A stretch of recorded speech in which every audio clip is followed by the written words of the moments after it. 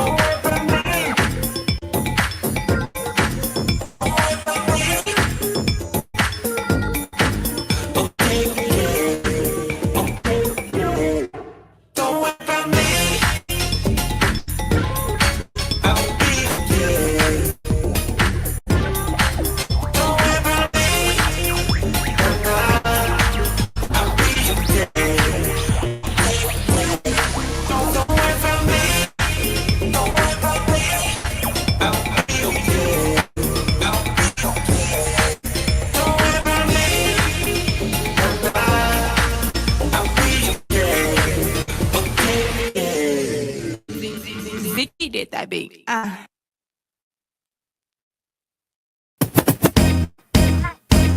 If you got a little rhythm, move left to right. A new experience, baby, go so stride. Who walking? I'm walking. Who walking? I'm walking. Who walking? I'm walking. Is you walking? And when the groove get good, go right to left. Shut up, y'all. We got grab the track. Now who walking? I'm walking. Is you walking? I'm walking. Then stretch and walk it out like that. Your plans you have for me. It's no evil. It's all good things. Lord, I love you. So I will trust you. Here I let my fear die. That's why I'm walking. I'm walking. Be my eyes can get it right. Be my God. Be my God. And the trouble.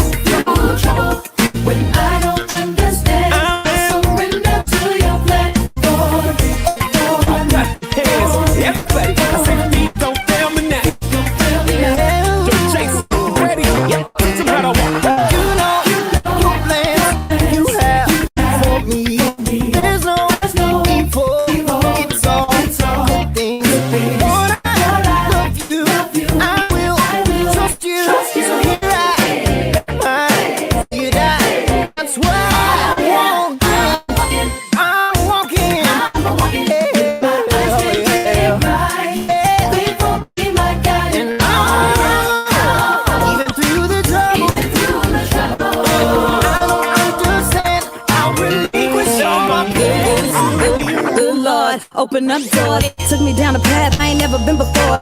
Looking at the road, I don't see a lot of space. Guess I gotta drop my low, cause you're picking up the pace. Don't leave me to die, be by my side. I get a little anxious, please be my guide. I got my big shot, I've been prepped for the moment I would get the green light. So if you see me, I'm rolling like, don't fail me now.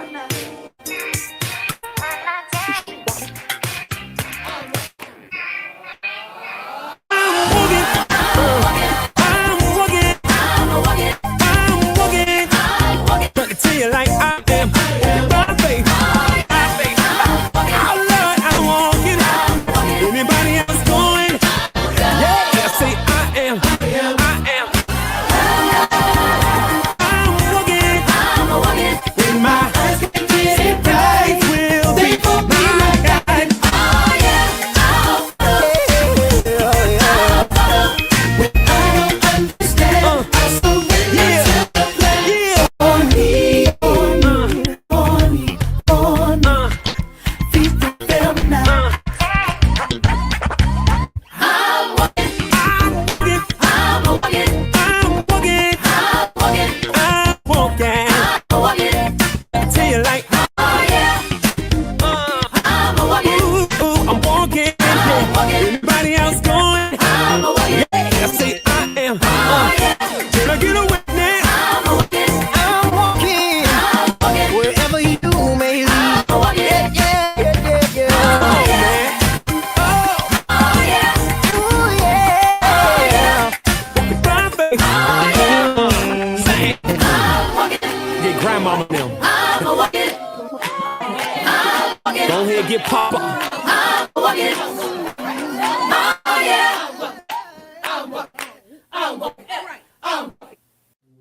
Be careful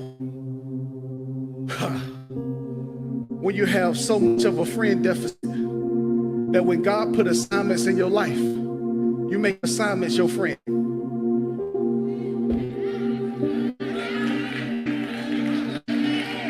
Do I need to run that back? Be careful when you have such an emotional deficit in your heart that God puts assignments in your life and you confuse an assignment with a friend. And it's nothing worse when you start dating assignments. Somebody better come get me. So now you in love with a project and not a partner. That's not dating, that's daycare. In this season of my life, I'm not babysitting no more. Send people who can build with me, not people I have to keep building up.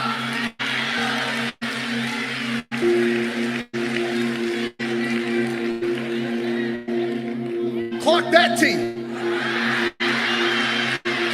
Look at your neighbor and say, clock that, clock that.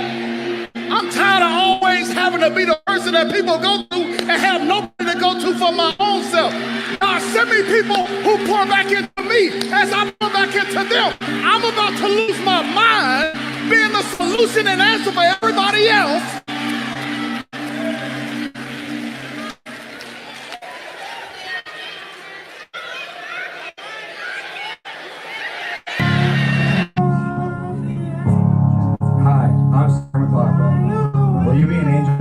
Animal. Every day, innocent animals are abused, beaten, and neglected, and they're crying out for help.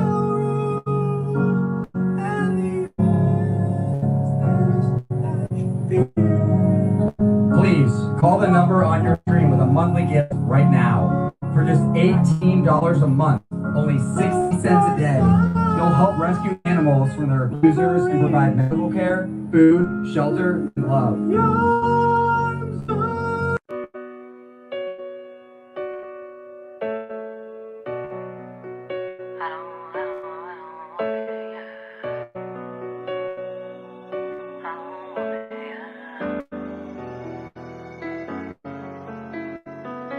Stand up, never lay down. Used to see us in the back, we in the front now. They tried, we did. Stepping up, no chillin', about to go in. Stay dancing in the clouds. I've been walking mounds, talking handshakes, smiles for the big win. Almost on the reach in, trying to put their bid in, hoping they could slide just a piece in. But this ain't for the weak, for the hearts wanna sleep. Put a guard on your piece, stand in your sleep, take a breath and be meek. Gotta take it from me. No one can do you like you do it. Be fluent in you, that's movement. Stay focused on you, it's not selfish, it's true. It is only to you that you prove it. If I can't feel no love, I don't want it, yeah. If you can't feel these boys, I don't want it, yeah. If it don't bring me joy, I don't want it, yeah. I don't want it, I don't want it, yeah. People used to talk how I'm never falling off, now they look for my corner. Red form on the backtrack, ain't cutting no slack, it's a new order. Set my team real strong now, kingdom coming like the song now. Guaranteed on this walk, you won't believe, but his word is the creator, my faith, it goes free. No one can do you like you do it. Be fluent in you, that's a movement. Stay focused on you, it's not selfish, it's true. It is only to you that you prove it.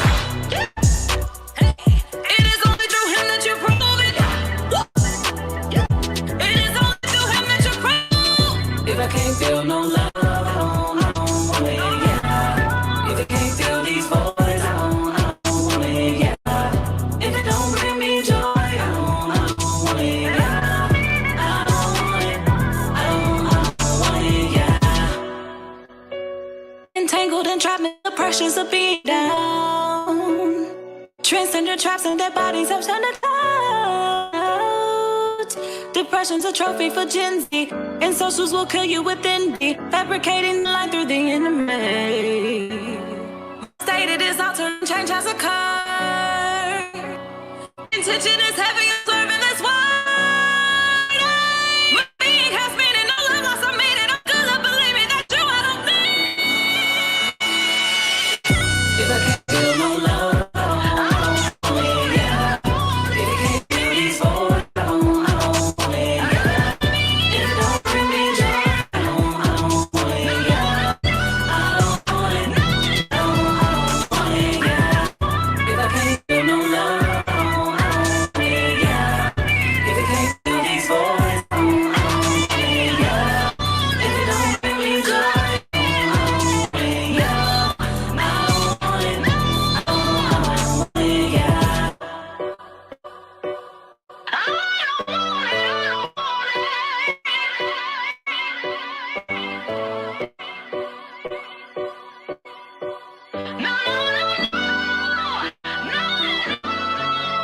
Yep.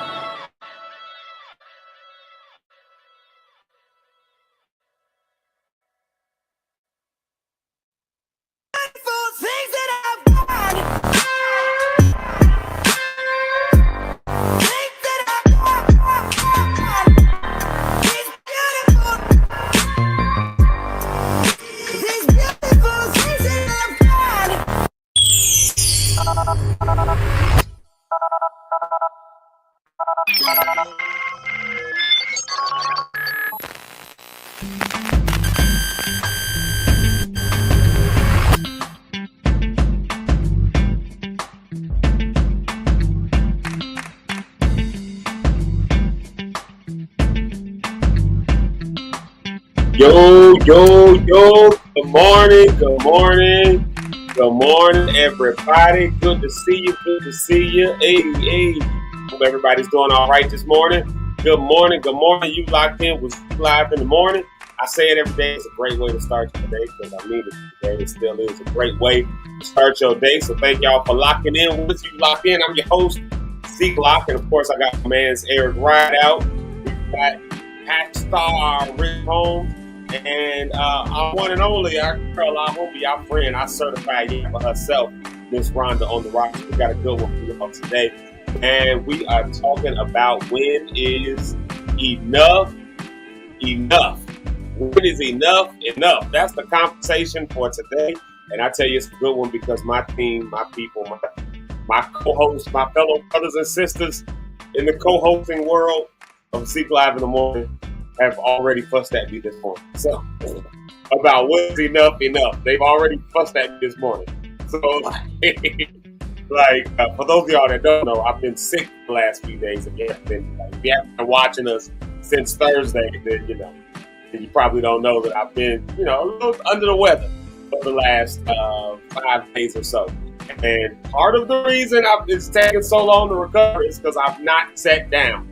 And then I come home, my wife is fussing at me about, why won't you sit down? Like, even last night, I was supposed to stay home. I went out to church again. Like, just been doing more than I probably should have been doing while being ill. And so, the topic comes up, when is enough enough? Rhonda puts it in text. Yeah, Z, when is enough enough? I'm like, I don't know how. So we're going to talk about it. We're going to hash it out today. Y'all can maybe give me some suggestions for how to say no. How to say no. How to just protect your peace. How to take a Sabbath. How not to do more than what you need to be doing. Maybe y'all can help me with that one because, I could probably use a little bit of help in that area. Amen. So anyways, y'all, we got, like I said, a good one for you today. We just have a good time today. We're going to have just a good time today. That's all we're going to do. Just have a good time today. And hopefully you'll find some encouragement out of it. Hopefully you'll take something with you that you can, something that you can take with you. And maybe, I don't know, maybe you better than me. Maybe you say no at the drop of a dime. It's hard for me to say no to people. I don't know. It really is. I'm learning. It's a skill I'm learning. I'm being honest with y'all now. I'm being vulnerable. This is a skill that I'm learning. How to say no. Like how to just allow my peace to be protected. And so, maybe y'all can help me with some suggestions. With some suggestions. I can't talk today.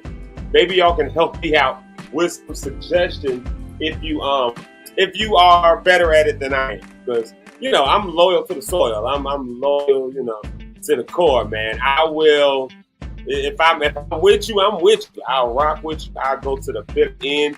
Come hell, high water, sickness, and health. I will rock with you. But at what point is enough?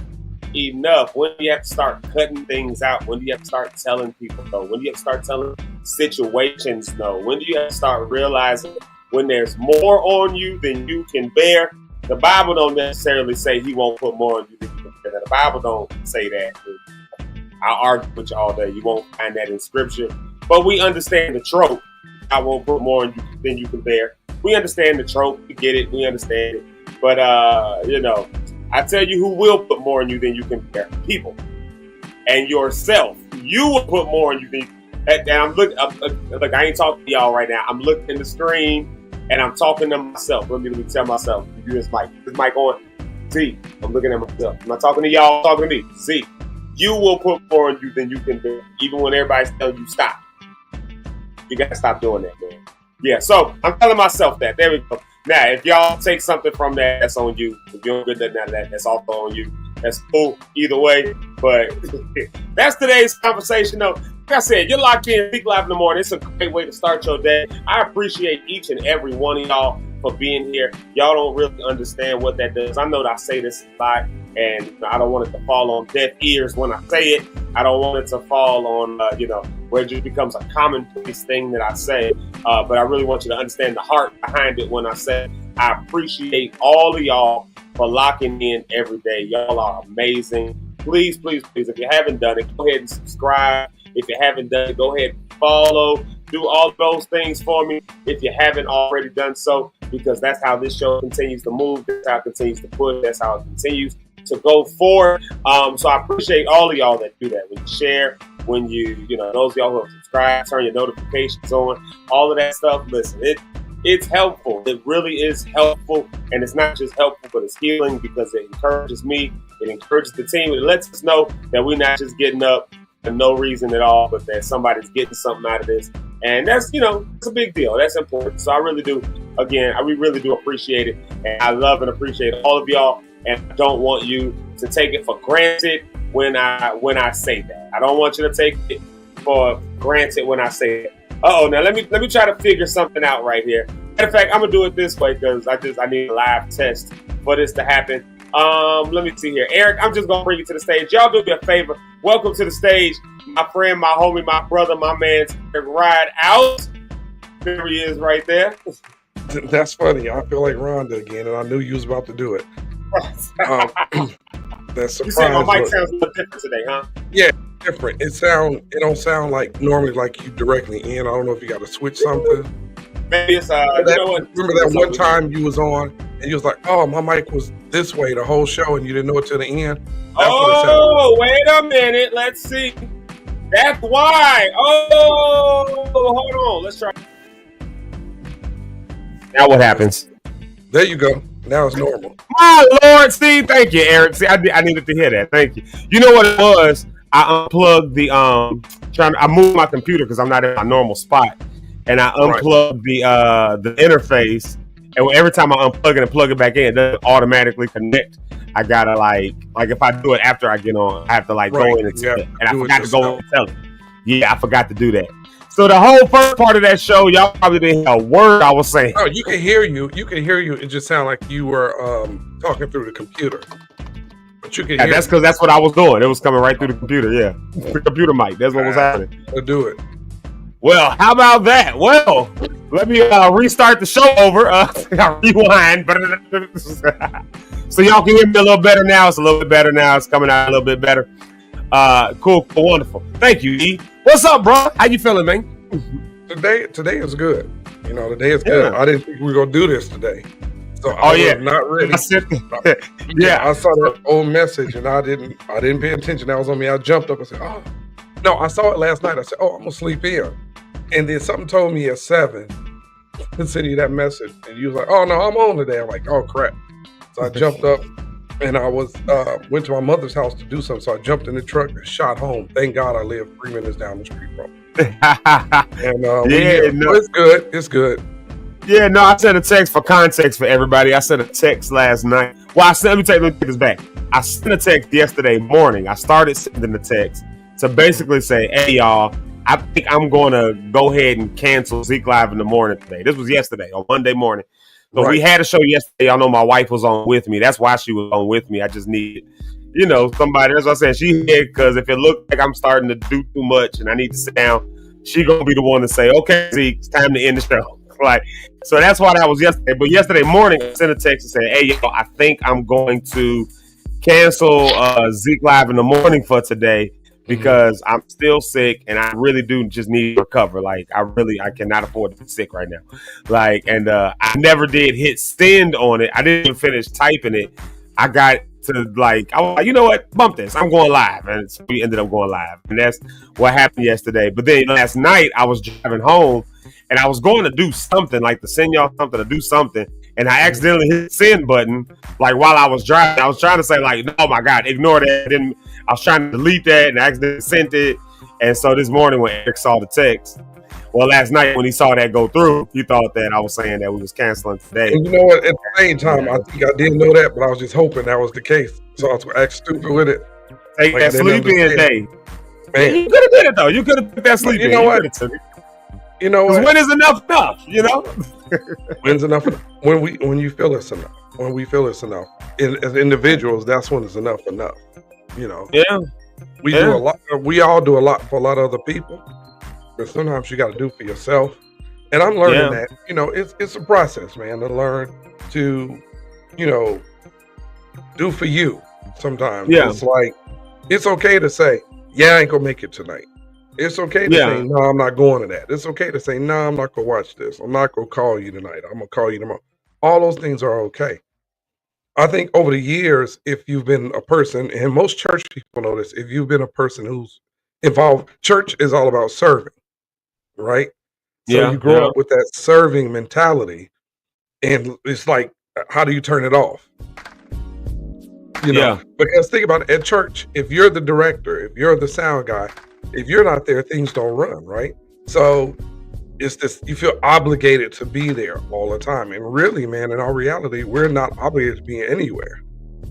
But to me, that's kind of what loyalty ends up looking like ultimately, right? I mean, because we do these things for instance, I think it boils down for we depend on others. So the loyalty that comes with other people, you depend on other people to help you get things done. So, as long as everybody's pulling their weight and making something happen, you can really make things happen. Like this morning show, I would have burnt out on this morning show 2 months ago if I didn't have y'all to lean on. You know what I mean? Because y'all take up that weight. Y'all take up some of that pressure. That's loyalty, But I always say to y'all, you need that, if you don't need to come on today, don't come on today. I can handle a day. I got it. It's good. you know. But loyalty looks like when y'all still be like, nah, bro, we got you. I'm on. Like we got it. We doing, you know. And everybody jumps on. Yeah, you know, but again, it's not it feels like maybe some level of obligation that is felt in that, because that's what loyalty looks like. But that's why, you know, I pose the question, when is enough actually enough though? When is your loyalty actually at a certain point now becoming where it's burning you out, wearing you out, or holding you back from being able to do the things that you're supposed to be doing because you're busy worried about all these different subgroups that you're loyal to. Yeah. You know, like for many of us, we got jobs. You got to be a level of loyalty to your job because they're paying you for that loyalty. So you got to mark that out in your schedule. Then for a lot of us, it's our churches. We're loyal in our churches. We want to see our churches winning. So we have a level of loyalty where we work with that. And then for some of us, it's maybe artistic endeavors. I know a lot of people that's on here are in the arts, so singing and other stuff like that. You know, but if you're part of a conglomerate or a group, like everybody's pulling their weight, so you get loyal to that. Then you got your friends, and you being loyal to that. They saying, "Let's go out tonight. Let's do this." And so you all right, bet I'm there. Let's do it. So and then before you know it, you really don't want to be there. Yeah. But now you done spend all your money, all your time, all your energy, all your effort, and now you still gotta go home and worry about your stuff. And the only time that really becomes a problem is when you feel like there's no reciprocity. At least for me, and I'm just talking about me. I can't speak for nobody else. The time when it becomes an issue, for me, is when it feels like there's no reciprocity back with the level of what I'm putting out and I'm then getting back. So it feels like I'm ultimately doing more work. And a lot of times this happens because you just have a skill set where, things just become easy. Like, I won't, because we can't make really the announcement just yet, but hopefully by the end of the show we'll be able to.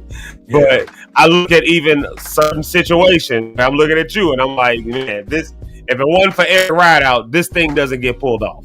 Like, he ain't even supposed to be doing this. Ain't even his thing. He didn't ask for this. He didn't bring this. He didn't do like somebody asked him, "Yo, can you please just help me pull this off?" And then he ends up pulling. Like when we make this announcement, I'm just gonna go on record. Let me tell you this too, though. What's funny about what you just said? The actual person who is supposed to be coming here, the whole team said, "Bro, we would have looking in hindsight." Somebody said, well, I'm going to take you that, but put it like this. We would have been going through this. It would have been a direct situation. Well, blah, blah, blah, do this, but we'll blah, blah, blah, blah, blah. And stuff. And it wouldn't have been all of what's going on now. Yeah. And that just shows the trust people have in, capabilities. Yeah. People are confident in what you do. Your church and the artists we work with, the artists that I work with and tour with, when people are confident in what you do, they don't have a problem trusting you to do so. And I was literally told, man, I wasn't thinking. I am so sorry. You should have been my first call. Not that place, not those people. You should have been my first call. And I apologize to you that you weren't my first call. Wow. Yeah. Interesting. Yeah. And it's I'm looking at it. Yeah, because I'm looking at it and knowing what's going on behind the sceings. I'm like, Eric didn't ask for this. Eric, this wasn't his idea. He didn't bring this. He didn't. Somebody reached out to him and he literally had to pull together 132 pieces to make it come like all in a matter of a couple of days. And if it don't happen, not my fault. Yeah, but see, here's where ends up. Here's where the problem ends up happening. Because then when you take stuff on, if something goes wrong and it don't happen, who's everybody now looking at? Oh my God, that's the worst part of it. Because that's the crazy part. Yeah, because it's like it's not your thing, and I'm talking more generally. Like, for those of us who are this way, we'll take these pressures on that we didn't ask for, and then when stuff don't work out, now somebody's looking at us and saying, how come this didn't go? Where's these pieces? And where's that? And where's that? It's like, hold on, wait a minute. I wasn't even supposed to be here. I wasn't even supposed to be here. That's why I'm a fan of when things don't go right. And if I didn't have nothing to do with it, all right, this didn't happen. Tag such and such and such and such. Tag such and such and such and such. Did not make this happen. I'm going to tell you who it was. It wasn't me. Yeah. I'm going to tell you who it was. And I don't care nothing about people being angry at me because the thing is, I'm not going to be that guy the scapegoat, holding the bag when so like, oh well, it's different. Fred told me that. He said, man, look, just call people out, just tag them in it. Just put it out there. Yeah. This is what happened at such and such and such, contacted me and said this. At such and such, your screenshot. I told them that's what I'm doing for now. So if you're not ready to do something and you ain't got it together, don't call me, because if it falls, I'm going to put you online. And that might be the move, like in 2025. Yeah, like if you ain't got your, because that's it really what it boils down to. This is the reason people call. They ain't got their stuff together, so they calling because they're looking for that reach out. But I think what a lot of people end up doing, and if you're one of these people that does this, and if I've ever done this, I apologize, because we're all capable of doing this. But you put the weight on somebody else and then you walk away, like, and then expect them to just work it out. Like I got about 3 situations, maybe 4, no 3. Yeah, I got for sure 3 situations where, just as a helping out, and I got to be careful not to say this because I'm sure one of them is watching for sure. Like, but they knew who they are because we already had the conversation. So, but I'm not going to put them out there. But we 3 situations where it's like I jump in to just help out, or not even necessarily even help out. Like jumping in with, like, bringing in, for instance, like my community healing resource center or something like that, right. Like bringing in something, like just like stepping in, like, oh, how can we be involved? Like one of those kinds of things. And it turns into, oh, yeah. Oh, when did you get this done? And did you get this done? Did you get that? It's like, wait a minute, this ain't my thing. Wait a minute. Yeah, I'm just getting involved in my way. Yeah, like I'm getting involved with what I'm trying to say. I can get involved. How did the entire thing turn into, like, me putting it together, me coming up with the, with the flyer, me coming up with the space, me doing all of that? Like, hold on, wait, no, this wasn't even my thing. Like, and those are the kinds of things, and I like I said, I'm talking real vague generally also, because I don't want, these different situations to be, it is what it is. But I will say this much. Here's one thing that happens. Here's a silver lining that happens when I start getting sick. Eric and Rich know this side of me, and anybody who's ever worked with me for real knows the side of me that is not the jovial, happy Zeke. Hey, everybody, but it's very direct. It's very like, we need this, like, what they talking about? And when I get sick, I get real direct to people, and so like I get real direct. I don't have the energy to play politics and make people feel good. So I start just saying this is what it is. So I've had to pull some people to the side after the fact and be like, I'm sorry I said that way. Because, but again, I mind foggy and cloudy, body hurting and aching. And, it's, hey, how come this ain't this way? And how come that's not that? Because I'm not the one that's supposed to be doing it. Now, you can come over here and do it if you want. Like, no, I was just wondering why okay, well, don't come up and ask no more questions. Like, don't come up and ask me that nary another question. Like, have it put together. Enjoy it. Yeah. And that was my demeanor, and I had to apologize because I'm saying it with a smile right now, and it wasn't with a smile when I said it. But that's one of the silver linings of making enough. But then my wife, she gets the, like we were saying yesterday, she gets the brunt of all that, because while I know how to turn it on, even in illness, like right now, I'm turning it on. I'm much better today. I just want to tell everybody, thank y'all for your prayers and everything. I really am much better. My breathing feels a little bit better. I'm still a little short of breath, but it's not crazy like it's been the last few days. I don't feel like a Mack truck punched me in my chest, so I'm good in that sense. A little bit of pain, but much better. I think I can move around and go out and about. I probably shouldn't, but I'm going to because I got stuff to do. But and that's the problem right there. Even as we're talking about it. But, the problem, though, because that my wife now has to carry the brunt of all of this, like when I come home and the facade is no longer on and I'm laid out in her lap. So I was like, you give me some tea? Can you massage my shoulders? Because I decided not to sit down. And she go get it for you. And at the same time, she's like, you should have stayed home anyway. Yeah, she gonna be fussing. I went to church last night, right? I went to church last night. And I got there and I ended up being the sound guy for the service because we didn't have a sound guy on decks. Ended up like running sound and stuff. But here's the thing, my wife was saying, why are you leaving the house? Like, why you not supposed to be leaving? You supposed to be in the house. Like, you getting a little bit better and you gonna ruin all that by leaving? Like, you gonna be out and about? And I'm like, no, I gotta do what I gotta do. You know. So it's just in me in that way, you know. It's just in me. But again, you know, the wife ends up being the one. Yeah, the wife ends up being the one who feels the brunt of it. So I got to be responsible now because, you know, I got married or whatever. It's not just you no more. It's you.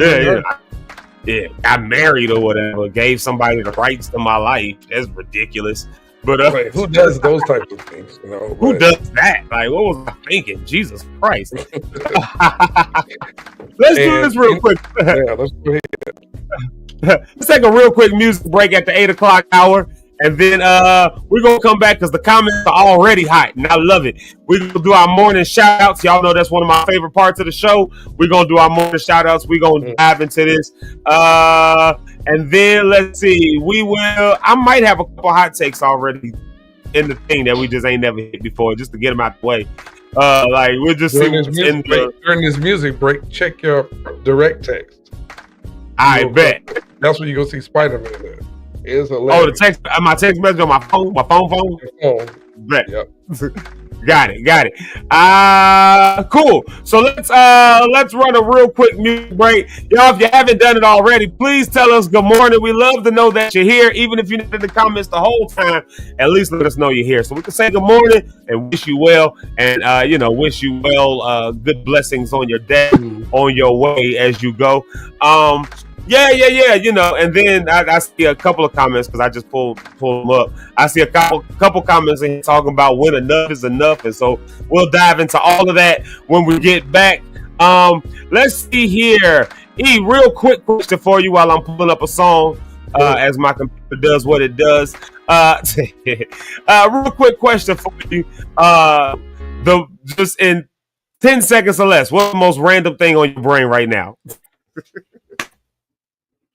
That I don't know how to fry chicken. I was thinking about that earlier. I do not know how to fry chicken at all. It is so difficult.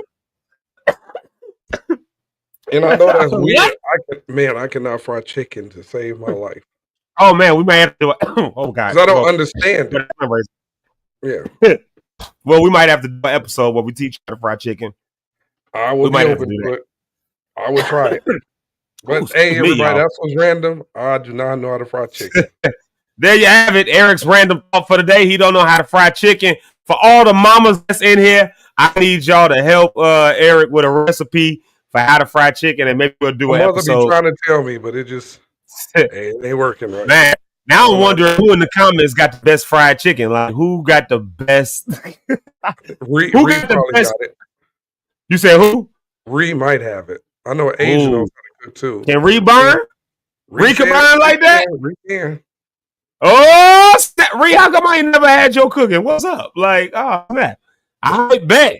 Well, coming right back, y'all. Somebody's going to put in there some good fried chicken recipes, I think. And then we'll come back and talk about when enough is enough. We're going to dive into these comments and do our morning shout outs. Till then, y'all go get you some coffee, some tea. I'm going to get me some water because as y'all see, I already started choking and hacking up phlegm. So we'll be right back in one moment with Zeke Live in the morning. Peace. Never heard of it. Ain't no need for your Nah. Yes, I am made by the ruler. Yeah. No need for your approval, cause I'm made by him. Designed to his plan, I am who I am. Reaping up the harvest that he promised me. Talk all you want, but you gon' have to walk for me. I confess I ain't perfect on my life, and I am blessed that he forgave me when he died. Love my imperfections, chosen by the womb. A vessel to be used, and I won't stop until it's through. Yes, I am a believer. Yeah.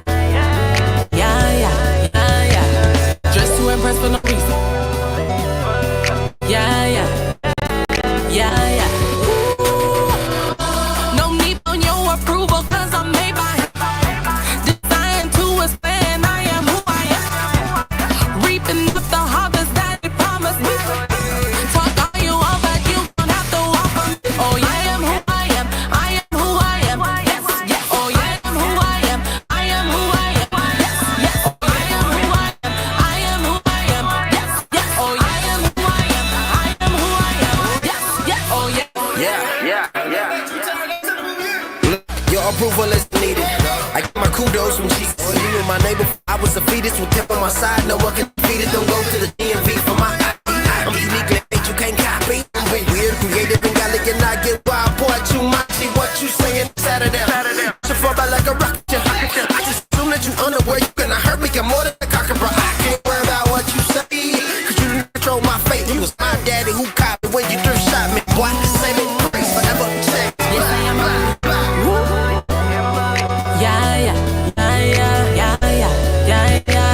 Just to impress for no reason. Oh,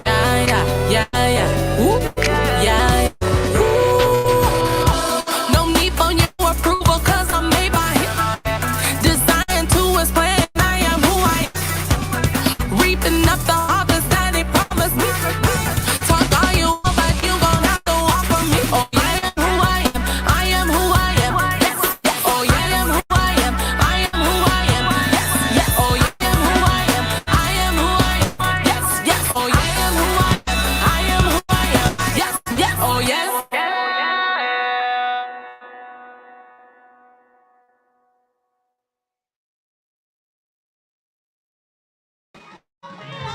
Leroy, I know you're not sitting down on this one, bro.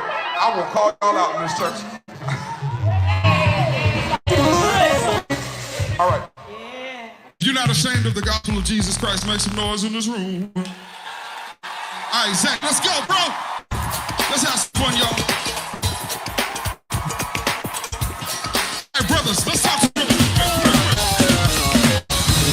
In a time where evil staring in your face, problem situations, tragedies are commonplace. Persecution running rampant makes you wanna lose your faith. But please don't be discouraged. Just remember he's the way. Yo, let's encourage him a little bit, y'all. Let your light shine.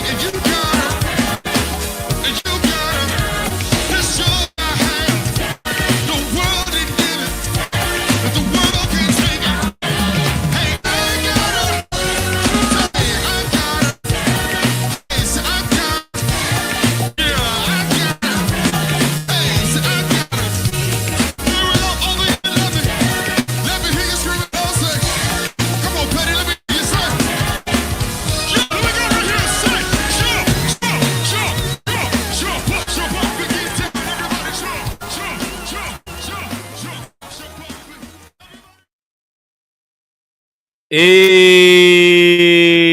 yo, yo, yo, yo. We back. And listen, y'all, I love that song. I love that Tell It. But I got a problem. Eric. I got a problem. I got a problem with Pastor Jeremy Sanders. Hold on a second. Pause the track. Me and Jeremy Sanders got an issue. Let me go to my Facebook. Hold on one second to tell you why me and the great Reverend Dr. Jeremy Sanders have an issue. Hold on. I'm going to find it, E. I'm going to find it because this is diabolical, bro. This is diabolical. Jeremy Sanders said, if you eat potato salad, I'm convinced you still eat baby food because why would you do it? And then I saw on you commenting under it. I hate potato salad. It's trash. Potato salad is trash. Jesus. My mother in the comments, she'll tell you, man, you put that on my plate, I will knock the whole plate on the ground. I do not. I ain't doing I ain't slapped the plate on the ground for my mother or nothing like that. I'm just saying. I don't like potato salad. Trash. I don't like potato salad. I mean, I understand trash potato salad. I get it because some people make some trash potato salad, no seasoning. I hate it. Just with a passion. Hard potatoes and mayonnaise. Like I hate that. I have no desire to taste it. Really? None. Well, when I didn't like it. I would. If I'm at somebody's party and they say, Eric, set the table, I see potato salad, I'm just gonna dump it right in the garbage. So don't ask me to set up your table. Hate potato salad. Dude. Well, I tagged I-61 Church, which is Jeremy Sanders' church. Jeremy Sanders, for those who don't know, he's the lead singer in that clip we just saw. He's the one that's up there looking and sounding like Fred Hammond. And I tagged his church and I said, this cannot go unpunished. I-61 Church needs to call their pastor into the office and have a meeting. Like, so yeah, I tagged them and I let them know that I do not approve. And then another one of my pastor friends, Landon DeCrustus, like shout out to him. He put it there too, like add some. He said add some raisins and some. I don't have to tell you what my friend is, but he said add some raisins and something else. I tagged his church, Fishers Point Community Church in Fishers Point, Indiana, down in the Indianapolis area. I tagged his church and I said you also need to call your. I said you need to call your pastor into the office and have a church meeting because this is unacceptable. So, we don't put raisins in our potatoes. I know that. Yeah, and I don't even eat it. You say I don't even eat it, and I know don't do that. You don't put that in. Don't bring no potato salad to my gathering or event with raisins in it. Just don't do it. Just don't do it. Don't even come. Yeah. Don't even come. Just take it back. Just take it back. But yeah, I hate potato salad. I hate greens. All that stuff. You don't like greens? Not at all. The devil. What? You know what? Technically, you can come to any cookout there. If you ain't gonna eat none of the food, then I know we all right. Right. So, people let me come to everything because I'm real picky. I don't eat. I can't eat it. The greens taste. I don't understand it. I don't like it. Y'all play for Eric Rideout. This green beans fried chicken, y'all. You ain't got none of the sides that go with the fried chicken. You gotta have the potato salad. You gotta have the greens. You gotta have macaroni and cheese. Eat macaroni and cheese. Okay, perfect. Wonderful. Yeah, that's good. Yeah, macaroni and cheese or mashed potatoes. I love mashed potatoes now. You can't do mashed potatoes? Oh, you can't do. But the other nasty thing to me, which I tried, I liked it, was shrimp and grits. That is. Stop the music. I'm gonna tell you, the Jay that made it for us at the warehouse was the first time I had. I'm like, this is actually good. Jasmine made them at Fred's studio. I do remember that. Oh, that was yes. I probably had like 4 plates of that. Like, you remember Fred said, I don't like shrimp and grits, but these were good. I don't like them either at all. Shrimp and grits is one of my. People be talking about the argument between do you put salt on grits, do you put sugar on grits? I'd be like, oh, y'all wrong. You put shrimp on grits. Like, put some shrimp and a good sauce, man. I'll be honest. I go to somebody's room and they got shrimp and grits. sitting there, I just do this. Knock it all the way off on the floor. Won't nobody have none. Bro, shrimp and grits is like one of the greatest meals ever created on God's great green earth. It's nothing about it has a taste to it. Well, there y'all have it. Eric cannot eat shrimp and grits. He cannot eat greens. He cannot eat. Can't eat it. No potato salad, no greens, no shrimp and grits. That's half the meal right there with the fried chicken. You put that with some fried chicken and some fried chicken with popcorn or Cheetos or something. But I don't want it with no. What about cornbread? You eat cornbread? Yeah. Cornbread's great, but not corn muffins. What about hot water cornbread? Yeah. You like hot water cornbread? I've had that. Oh, my mom makes some of the best hot water cornbread. I haven't had that in so long. When I come out to fruit Nevada, salad. I need it. Fruit salad? My mother loves fruit salad. I don't like fruit salad. Wait, what's fruit salad? Just a bunch of fruits? Yeah, different what's in a fruit fruit mix salad? it up. I don't. My mother had to say what's in there. I don't know. I don't eat it. Yeah, because I say it in different ways. Like people got like the marshmallow in it and all the other stuff like that. I hate pumpkin pie. Yeah, I can't do pumpkin pie. I can't do sweet potato strawberry pie. That's my one shortcake. thing. No, I like strawberry. I don't like anything. Cheesecake is horrible. Oh my Lord! I tell you what. Let's do this. Let's do our morning shout outs real quick, and then as I'm going through the shout outs, y'all can throw in the comments. What are some black foods that you don't like? What's some stuff? We done found out from Eric he don't like potato salad. He don't like fruit salad. He don't like what was the other thing he said he don't like? Potato salad and some of those the greens. He don't like greens. I don't like sweet potato pie. So, we got some black foods that definitely get our black card revoked if too many people find out. This is a safe space. We listen, we don't judge. What do y'all not like? What are y'all not eating when it comes out at the reunion? What are y'all saying? You can take that back. But before we do that, let's keep going. Burn hot dogs on the grill are the greatest thing ever. I will. Crispy burn. I'll strip that off with a knife. I'll cut that part off. Oh, that's the best part. That's the best. That's the only way to eat hot.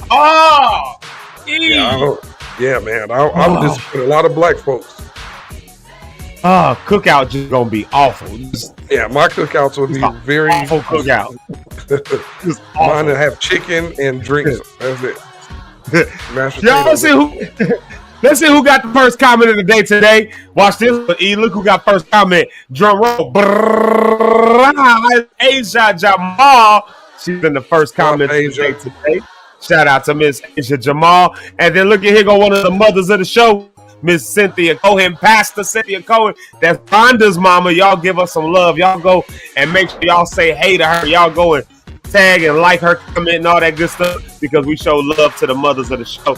That's Mama Cynthia Rideout. Y'all go show her some love. And speaking of her daughter, here's her beautiful daughter, my sis, my homie, my friend, the certified yapper herself. She'll be with us, Miss Rhonda on the Rocks. Y'all go and check her out. Y'all know y'all can go follow her. Also, speaking of Rhonda on the Rocks, yesterday they came up with a thing they're going to do. Where's it at?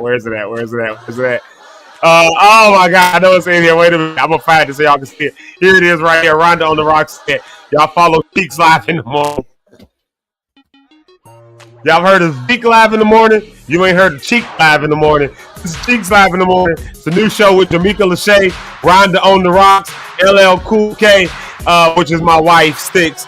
Apparently they're gonna start their own show because yesterday we was overpowering the male perspective. So y'all go ahead and check that out. Shout out to Rhonda on the Rocks. Y'all know we love her. And then look who it is. One of our favorite people, Miss Brenda Rose. Shout out to Miss Brenda Rose. She's here with us this morning. Good morning, Zeke, Locke'd, Eric, Rideout family. Have a wonderful, blessed, and prosperous day. And we're wishing and praying that on everybody today, that y'all have a blessed and prosperous day today. That's we really do pray for that for y'all. And here's our girl, the one and only Miss Broke Cat One. She's always in the top 5. I told you, always, every day. It don't matter. She's always there. I can rely on it. I know it. There she is, Miss Bonnie Cat. And let's see, I know she got the church announcement. There it is right there. Welcome to Zeke Live in the morning with Zeke Locke'd, Rideout, Richard Holmes, Rhonda on the Rocks. Y'all already know. Grab those beverages and let's talk about it. I hope y'all took a minute to grab your beverage during the break. I went ahead and got me some water. Speaking of water, can I let These bottled waters, you know, speaking of grabbing your drinks and all that, these bottled waters, I don't know if I'm starting to trust them anymore. I like these right here. So this is one that came from Kroger. This is a Kroger water. This brand is really clear. This water is really clear. There's this other brand called AbsoPure, and they consider one of the, you know, the name brands, I guess, of water, I guess, out there. They're one of the brands. And their water just looks real tainted to me. I don't trust it. I will not drink a bottle of AbsoPure. We got a bottle downstairs. And we got to be on our last for me to drink that because it just looked yellowish to me. This one looks real clear. So that's just a public service announcement to anybody who is, you know, trying to choose what water brands to drink. The store brands, and I actually saw a study on this. The store brands are actually better. The store brands are actually like healthier, more pure. So I don't know what that's about. Walmart tested better than like Aquafina, for instance. Like that's a real thing. So spend less money, get better water. So yeah. This is Kroger. Theirs is really clear looking, and I'm gonna do an acidity test or whatever. All right, let's dive into some more real quick. Let's see here. Turn that track up just a little itty bitty bit. We want to feel the vibe. There it is. Yeah, we want to feel the vibe. All right, let's get back into it. Let's see here. So shout out to Brony Cat. We love her. We appreciate her every day. And look here, right here. I love what Asia Jamal said here. She said, today is the day the Lord has made. Let's rejoice. Be glad in it. Absolutely. And then here's our girl, Miss Jamaica Lachey. You heard her song, I Don't Want It. In the, like, not I don't want the song. I do want the song. That's why I play it so much. Like, you heard that in the pre-show. If you haven't been here, most of y'all here right now. Y'all heard the song. Y'all know the artist. Y'all know the girl, Jamaica Lachey. But that's her right there. Never heard of her.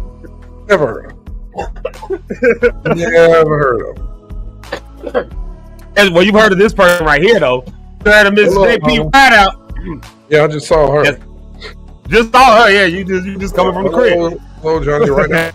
So they have it right there, Mrs. Johnny Rideout. That's Eric's mama, so y'all know what to do. The mamas of the show. Y'all show them some love. Y'all show them some appreciation, because without them, we wouldn't have this show to begin with, because we would not exist. And speaking of mamas, speaking of mamas, here's Mama. We just call her Mama. That's Sherry's thing. We just call her Mama. That's just Mama. What's up, Mama? Y'all say what's up to Mama. Yeah, y'all give us some love. Yo, she just got back from I was gonna say Cabo, not Cabo. Cozumel. She just got back from Cozumel. It was a Cancun. She just got back from Mexico. She just got back from Mexico, like chilling on the beach and whatnot, while we were struggling through the last remnants of cold weather here in Chicago, when it couldn't make up his mind if the weather wanted to be 89 degrees, 49 degrees. She was down there on the beach with good weather. So we're glad to see her back, and we love her. We always appreciate her. And look who it is. Eric is Ree. Ree is in the house. Jerisha Goodwine. That is our good win. That is our good wine. That's what she got. The good wine. That's the Jesus wine. Good wine. Good one. That good wine. She got that good wine. Jerisha good wine. Good wine. Great wine. That's a new name. Good wine. We're going to call it good wine. What's up, Jerisha? Good wine. Wine. When I see we're going to start calling that. What's the good wine? I know she heard that all her life, too. Oh, yeah, she definitely heard it. Yeah, we praying for her. We keeping her lifted with everything that's going on with her. I'll let her tell her own story. I won't tell it here. But just know that, yeah, we got to have her on. She can tell her testimony, her story, and how she's overcoming even now, whenever she wants to. Rhea always has an open invitation here, because that's my girl, that's my homie, that's my sister, that's my friend. That's your cousin. That's Eric's cousin. So, ever since I met Rhea, we've been locked in. So that's my homie. I haven't talked to her in a while either. Rhea, I need to call you, just talk up, just chop it up. And then look who it is, y'all. Is DJ Red, the one and only DJ Red. Yeah. You know, we Red is if you need a DJ, y'all let DJ. Red is a DJ. So if you need a DJ for any, like, summer is coming up and people need DJs for family reunions, parties, other things like that. He didn't ask me to do this. I'm just doing it. I'm just giving him some plug. If you need a DJ, that's a good person to reach out to. So shout out to DJ Red. And then look at Jamaica. She's responding to what Rhonda said about the. What Rhonda said. I'm not sure Rhonda. Yeah, I know, right? And she spelled it wrong. Who is Rhonda? How about Rhonda? Whatever Rhonda's wrong. Put the wrong version back up. They ain't putting the correct one up. We putting the wrong version back up. Yes, because we point out people's flaws on the. We judge over here. Who's Rhonda? We judge. We listen and we do judge. And I would if I was on those shows. Like we said, that's why I can never do it. Because you say something crazy, I will tell you that's weird. Crazy. Well, she was talking about a new show that they said they was gonna come up with yesterday. Cheeks Live in the morning. Cheeks Live in the morning. Yeah, they got Zeke Live in the morning for the guys. Now they got Cheeks Live in the morning. Why is the name that? Because ladies got cheeks. Oh, yeah. They got them clappers. They got certified yappers with certified clappers. That's what they try to say. Oh. Yeah, Cheeks Live in the morning. Yeah, they're basically just trying to like get on our thing because because they couldn't take the heat yesterday because the men were right. Get out the kitchen. No, actually, belong in the kitchen. Get the cooking. Stay out of grown man conversation. So here's one right here. Mama said she'll be glad to do a tutorial.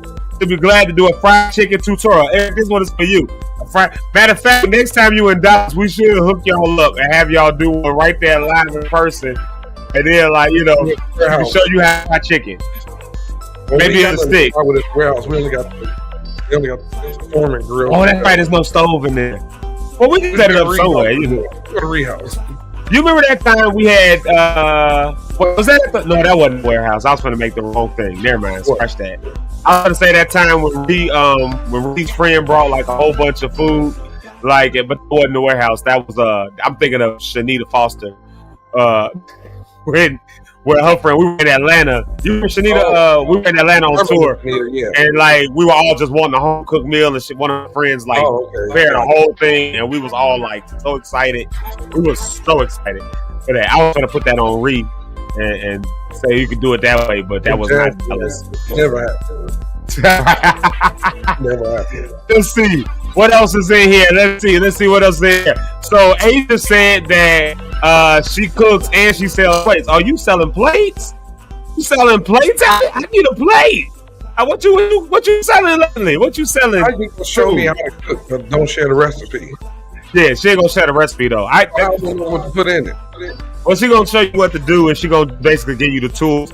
She basically said you show a man how to fish. You give a man to fish, eat for a day, but you teach him how to fish, he'll eat for a lifetime. If I live, I'm gonna start it up. So I'll never know. Let's see here. Mama said she loves that song. That came across when the Tara Jones. You gotta be calling this girl Tara. When that Tara Jones song came. But Tara, I'm gonna just call her Tara. I'm saying real country. Tara. When she was playing her song, Mama said that she loves that song, and that's always good to see that. When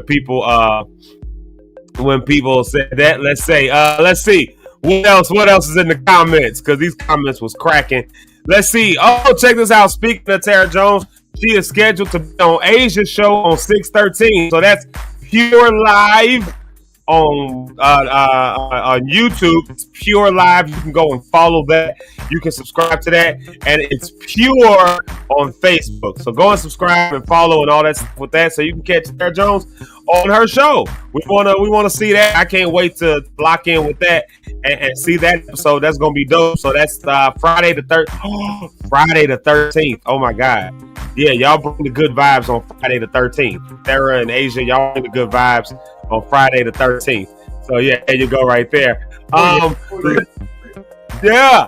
So let's see here. We asked people what kind of black food they don't like. We asked them, and some folks put some stuff in there. Let's see. Marcus says he loves shrimp and grits. Jamaica was pretty shocked that you didn't like certain things, like greens, namely. We just don't understand. Yeah, we just don't understand how you don't like greens. They were never around again.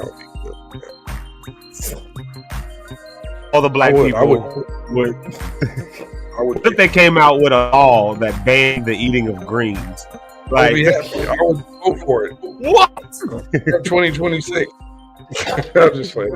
We're saying greens are illegal. Like, greens are illegal. You can't eat greens. I would sign off. It was up to me. Nobody would have it. Well, your mama said chitlins. She don't eat chitlins. I don't eat chitlins either. Or as my friend KJ calls them, boo-boo tubes.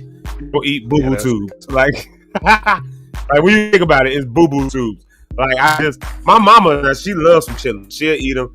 But she got a phobia of them. She'll, even if she buys a bucket of cleaned chitlins. So y'all remember back in the day, if you're from Chicago, you were mooing oink. That'd be the only place that she would get her chitlins. Hated commercials. Where's Mother Locke in bed sleep? Yeah, she would get her. She would get her chitlins from mooing oink. That's the only place she would get them, and they were clean because they were already pre-cleaned. And then she would still clean them as if they were the dirtiest thing in the world. Like, she would like over clean them. Like, I remember my grandma used to make them. I didn't like the smell of them. I would get ready to go home from the house. I would walk home. I hated it. I don't understand how somebody can eat like something that smells like that. Like, just it don't even smell appealing. It's almost like I would rather smell human feces than to smell chitlins. Like it's that bad. And people still look at it and go, ready to eat that? Like, what in the world kind of Negro stuff? People out too. And I know we got to get to our topic, but I got to say this. I don't like lobster. Really? I didn't used to, though. Or shrimp. Lobster, so you're not a big seafood person then, huh? At all. Yeah, I'm not a huge seafood person either, though. I had calamari. I almost threw up. I didn't know what it was. I don't like calamari. Yeah, I don't like that. You know, like, it's like chewy. It's just like chewy, and I don't like calamari. All over the table and didn't care who was offended. It was nasty. Yeah. And that's another one of the things. My mom, everywhere she goes, they got calamari on the appetizers. She is ordering some calamari for the table, and be like, "You should try it." I have tried it. I don't like it. I don't like it. You know, some people don't like too. People don't like going to buffets. I love buffets. I love buffets. I finally went to the buffet at the Hard Rock Casino. Let me tell y'all something. It's good. Yeah, not the horseshoe. Not the horseshoe. That one they closed permanently. And you know that was the one we used to go to all the time. That one at the horseshoe. Like, they had a great buffet. We gotta go. Let's go there. Let's go one day. We're gonna go to the Hard Rock. Yeah, let's go there. What you doing this week? I'm make myself available to go there. It's the same price too. It's the same price as the one at the horseshoe. Like it didn't. Yeah. Remember, it was like $40 for the one at the horseshoe. It's about $40 for the one at the Hard Rock. So it didn't like see a massive price increase. So that's a good thing. I mean, $40 seemed like a lot to eat, but trust me, y'all, if we paid $260 for what we had, then we'll pay $80 for the buffet because we will go. And the desserts were so good. Oh my god, they had these chocolate chip cookies. I can't wait to go. They had this gelato. The ice, like this Italian ice cream. It should be sponsored by Rhonda on the Rocks. So you know what? Let's go on Rhonda on the Rocks. Well, call me a psycho. Check this out. Jamaica don't like banana pudding, cheesecake, or hot sauce. I don't like hot sauce. I don't like cheesecake. I love banana pudding. I love banana pudding. I want banana pudding just without banana taste. It's not banana pudding. Yeah, that's just banana flavor pudding. They're not the same thing. Yeah. Banana pudding has to have banana and cookies. Here's the thing. Here's what I like about banana pudding. Don't use Nilla wafers. I've started using when I have banana pudding or something, I like using either those almond cookies, like those windmills, you know what I'm talking about? Like if you crush those up, oh my god, it takes it another level. Or if you're feeling super fancy, you know those Biscoff cookies that you get when you fly American Airlines? Yes, where you eat those with some ginger ale. Lap of luxury, but you can use some of that in banana pudding. Yeah, to get some more. I got some flights coming up, and I love them cookies. I get them. And I love them cookies. I do it with ginger ale. It's Biscoff cookies and ginger ale. I be like, listen, I feel like I'm a first class. Yeah, don't miss me with my Biscoff and my ginger ale. I don't like airplane pretzels. Them nasty. What's this? I'm just convinced that E don't like anything. It reminds me of Bernie Mac on Don't Be Mrs. I remember that. I don't like black people. I don't like. He said I don't like Wesley Snipes, but it's black. I don't like Whoopi Gold. I don't like Whoopi Goldberg's gums. I don't like your black lips. I don't like. That was funny. And you know what, Marcus? I don't like a lot of stuff. I don't like sour cream. I don't like guacamole. Yeah. Well, some people don't like bottled water. Here's Rhonda saying purified water. I was talking about my water. And yeah, this is purified water. And, purified water, spring water. Whatever's on sale is what I'm getting. But the bottles tend to be purified. And these are easy to grab. What's that? Spring or purified? Dasani. Dasani. You lost me already. Yeah, it's purified. I hate Dasani. I hate Aquafina. Those are the two worst water brands to me. I remember this girl. We were at the backstage at the event, and they brought water back there. She said, "Oh, I only drink what is it? Avian water." I'm not, nigga, you out the project. You were over there in the color doors, which was in Gary was project. Like you only had tap. You don't know the difference. You want to drink that? Shut up. Here's the reality though, in the Midwest, like specifically around the Great Lakes, tap water is actually better. I found out that Chicago's water, which wouldn't seem like this, but it's actually better water buying this stuff. You drink out the tap. Like in my city, the same thing because they do so many. They put minerals and things in it. They fortify this for minerals for taste, but that stuff actually has certain minerals and stuff that your body actually needs. And it goes through a rigorous process, and of course, and that's what they pulling the water from, anyways. At the end of the day, that's all they do. That Flint water was something horrible when people went through that. Yeah, it doesn't matter what city you're in. It does matter what city you're in. That is so for true. I grew up in Hopkins Park, and our water lines always went out, so we had to go on the boil order. So. Check your city. I'll say this much. If you're pulling off of Lake Michigan or anything like that, Lake Erie, Lake Huron, check your city's tap water reports. You can do that and see what that, and see what some tests are on that. Because it might be better than wasting all the money buying tap water. That's for sure. Let's see. Mama said she was in Cancun and Cozumel. There you go. So boom. Of course, Rhonda wanted to know where's Mother Locke'd. She can still sleep. I probably wore her out last night because I came home and was, so yeah. Again, she gets the brunt of all the illness. Actually, I hear her up now. She's moving around, talking on the phone, doing stuff. So that's what she is. Let's see here. Oh, Mom said we can come to her house. She said she got the room. We can come to her house and she'll teach you how to fry chicken. So there goes. Wait a minute. Rhonda says you're a psycho. This person right here better be glad. You better be glad because they just said, "Oh, okay. I love the morning shout out." But when we get to the topic, are you for real? Let me tell you something. You can tune out. Goodbye. You can go on about your business. And didn't I say this was my favorite part of the show? Didn't I say this was my favorite part of the show? Didn't I say? But I want to thank her for the compliment because. Hold on, wait a second. Hold on. Stop the music. Stop the music. Stop the music. She said, "Eric, you have pretty hazel brown eyes." I do, to be chocolate. So somebody trying to flirt. Oh, that's what. Oh, somebody trying to flirt. That's why they wanted. They trying to get the flirt on. Because she said, she said, "Are you guys going to get to the topic? I want to get to it before I go to work." Well, I understand that. No, but you can't get that. Replay we on a schedule on this mug. We on a schedule over here. Keep your funky compliments. Okay, what else we got? Back to the music. There it is, right there. Let's see here, because I'm loving all these comments. Let's say a couple more hellos. Next, we're going to go to a music break. And then, believe it or not, if they would have never said that, we actually coming right back with the comment. Matter of fact, we should take over. Now we're going to talk rap.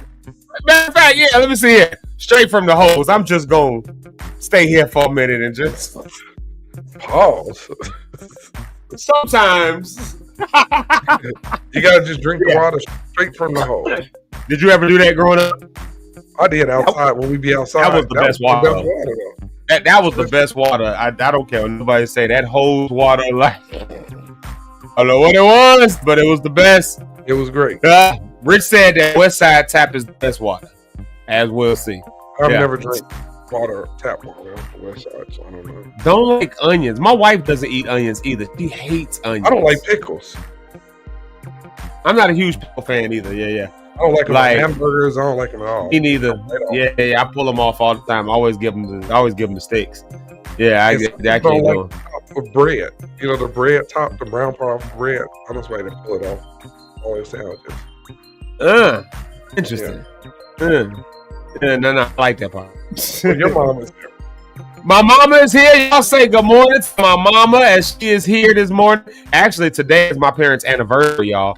I think they're 30-something years now. Probably, I don't know, 35 years. How old is my brother? How old my brother is? They're a year or two more than that. Maybe 2 years more than that. So, yeah. So, I think they're 35, 34 this year. So, yeah, shout out to them. And then here's Piglet. Check that out. Piglet's over here. Yeah. Y'all don't get mad. That's the nickname is Piglet. Yeah, we call her Piglet. Her name is Janine. We call her Piglet. She's so little. She's so cute and little. You call her like a little baby doll. Wow. My mom said she got the fried chicken. My mama's fried chicken. Listen, my mama's fried chicken is. I'm not saying that because it's my mama. I'm saying that because the chicken is. Like I'm saying it because it's good. When I was a little kid, fried chicken was actually my favorite food. Believe it or not, like because my grandmama's recipe. I like it. And oh wait, Brony Cat got a great question down there. I'll wait till you get to it. But yes, Brony Cat, to answer your question, it's great. It helps you with acid reflux and all kind of stuff. Alkaline water. Oh yeah, alkaline water. They say it's better for you. I drink a lot of alkaline water, actually, believe it or not. So yeah, there you have it. I do. I drink it a lot. You know, it's good if you're a person that has like acid reflux and stuff like that. You can drink alkaline water and it dilutes the acid in your stomach. It's good. Gotta be 9.5 is the one you want. And before we go to our music break right here, well, first off, let's say a shout out to Rich Holmes. He's here before we go in there. It was funny when I saw this. Eric on a date would be must see TV. They want to see you on a date. Oh no, my dates be great. They want to see you on a date, Doc. They want to see my dates be fun. You know, we have a lot of fun. But yeah, I believe y'all know Eric. We laugh. We talk about everybody walk by. And we tip the waitress really well because I feel bad for those people. Some people don't do nothing really. Yeah, I don't like going out with people who don't tip. I am not people who be like, well, here goes $5. I'd be like, man, if you don't pull out 20%, don't pull out. I'm actually a really good tipper. If I got good service, I'm a good tipper. I'm a great tipper. I take pride in that. Not even because I believe in tipping. I actually don't believe in tipping. I think tipping is a horrible thing. I think that we shouldn't have it. But ironically, I'm also a great tipper, like because nonetheless we have it. I think it's the bad policy, but I think we the reason I think it's bad policy because restaurants. Well, here's the reason: restaurants get over on being able to pay people a minimum wage because they can supplement with their tips, and I don't think that should be. I don't agree with that. Yeah, she make this lady when I went to. I won't say the place, but she says, I said, I make $2.50 an hour. The tips is what make my money. And normally if I give tips, I do 20 to 50. I'm going to go somewhere in between there because I want the person to be like, hey, I know you working hard. On where we are. Yeah, like remember that time we went to the wheel? I think I left the girl like a $20 tip. The meal wasn't like, but I ain't had change for 20. I was like, here, just take it. Just, I trust God to bless me with it. If he don't, then, I trust that they have been blessed her. Yeah, if not, then she's been blessed by it. So I was used by God. And that in and of itself can be a blessing. So they have it. My mom's 35 years in. That's what I thought it was, 35 years. So this is that 35th year. And my mother letting y'all know that my favorite meal when I was growing up was fried chicken, ham, string beans with the potatoes in it, macaroni and cheese. Yeah, and that had to be that was literally my. Yeah, I could deal with a pork chop. I like that. Yeah, I'm with it. Everything on that list, I like beans, potatoes, I like everything on there. Yeah, I want all of that stuff. Bring all of it. Give me some potato salad. And my mama's potato salad is the top tier. Like, cause her thing is what's the main ingredient? Season that. Like, make sure that's seasoned. And that's why it's good, you know. Then let's see it. We're going to our music break. I'm looking that up. Check that out. Which Molly concert was it? Because if it's when Molly first came to Chicago, I'm the person that brought him. And Ty Tribbett called me and said, man, there's this guy you got to bring to Chicago. This is back in 2010. And it was the coldest day of the year. We did it at Full Gospel Christian Assembly. And when we got there, I didn't think nobody was going to show. I didn't know this guy. So I went and got the church. I picked Molly up from the airport. He didn't know Chicago was that cold. He only had on a hoodie. That dude was freezing. We took him straight. Me and Chris Search took him straight to get him a hoodie. I mean, a coat. But the show started at 7, and by 4 o'clock, it was a line outside. And they packed the church parking lot so bad, the church started taking their buses or vans, busting people down from the parking lot 3 blocks up. It was like crazy, man. We couldn't get everybody in there. Pastor Hannah walked in the door, pushed me out the way, and said, nigga, I ain't never paying. He kept walking. I saw Pastor Hannah come in and say, hey, Pastor Hannah. He said, nigga, I'll never pay. He shoved me out the way just like that and walked past me. I said, I wasn't going to charge you no way, dude. But yeah, so Brony, if that was the show, but anytime Molly's been here, I was working with Molly, picking his singers, his band and stuff, and I worked with him for years. So good to see you. I know we got to get our music break before we bring Rhonda up. Yeah, let's get our music break, and then we coming right back with Rhonda on the Rocks. We gonna talk about this thing, y'all. When is enough? And I'm gonna just go ahead and say it right now before Rhonda say it, because I don't be doing when enough is enough. And she was like, ain't you supposed to be at home? Like, you forgot to post. We forgot to share this one, Zeke. Y'all share this. What's that? Let's see. Thank you, First Lady. I appreciate that. I love and appreciate you as well. Of course you shared that. Everybody else don't get. Everybody else, you know. Wait, look at this one. You can take that back down when it comes. Brent said he had a fried pork chop last year for the first time in like 20 years. Still fine. There you go. I wish I had one. 20 years. I can't. I'm not that disciplined. Yeah. Hey, Mama, if you make some, let me know. I'll just do that. Here we go, y'all. Music break right here. We'll be right back. We'll be right back. It keeps bringing me joy. Each lesson I receive, it keeps bringing me joy. Yeah. Okay. Blessing to coming in front of me. Coming in front. I'm in the cup with a bag on me. How you feel? Like I got my peace in this heavenly? Yes. We not the same. Keeping the fake up under me. You know. Yeah. I gotta go.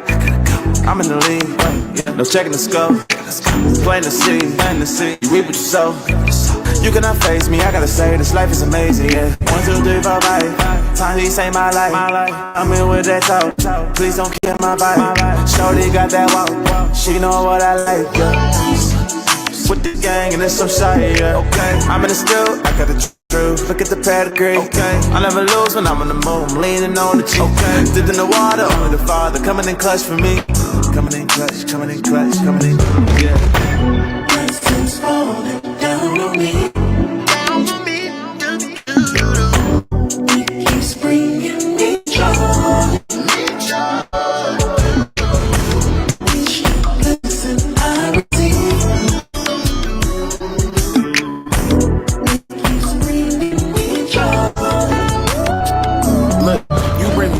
Yeah, you problems I avoid. Why would I give up my core? Belief in you gon' change the war. Make me feel like I'm the world. Well, maybe I'm not sure. Just make me your little vessel. I won't wrestle with you, look. I got all these blessings raining. I'm gon' need a new umbrella. We don't do that stressing, baby. Faith gon' work in any weather. Yes, I gave them all of me. I just hit the Hall of Fame. We see Jesus over shit. Got no limits, but nowadays they say, oh, I'm still the same. Yeah, I got a lot to prove. Fill my life with room. Here I got the tune. Yes, I can't help it, my confession. Tell him I'm about to boom. He wrote me up from the boom. Blessings coming soon. Blessings falling down on me. It keeps bringing me joy. Each blessing I receive.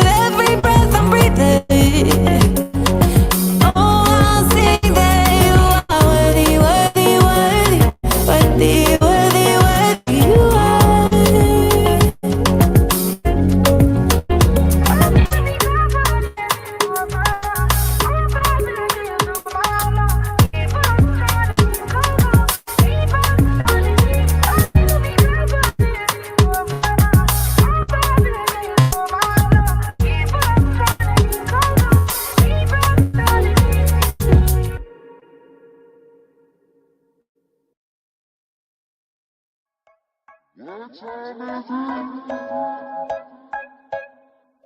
know what time it is when you hear that?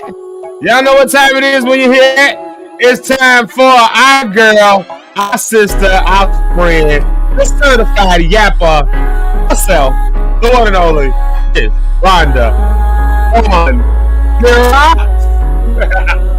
Rhonda.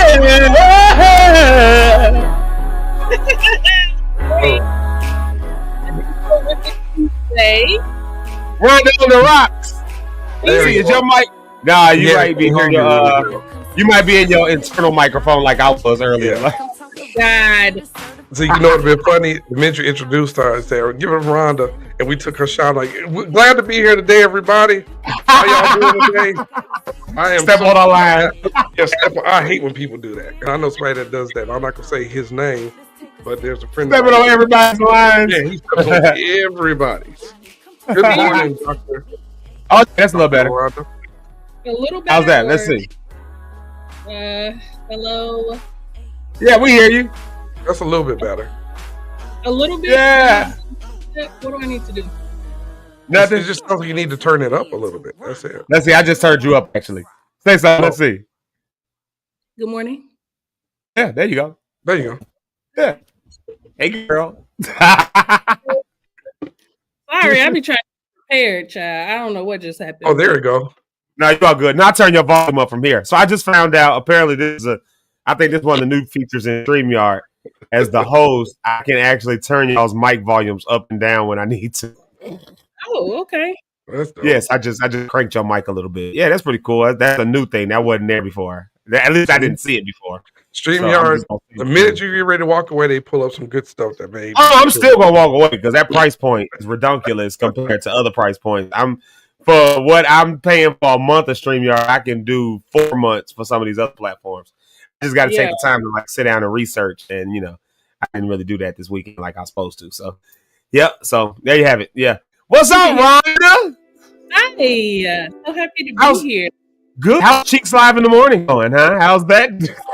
We're just getting started. We're gonna have a meeting actually probably this afternoon. Boo. Started on our new morning show, so unfortunately, I'll be stepping away from Zeke Live in the morning because I got to put my energy and efforts. So they trying to compete? It's not a competition when you're already. It's no competition. So you know what, Zeke? I know what to do.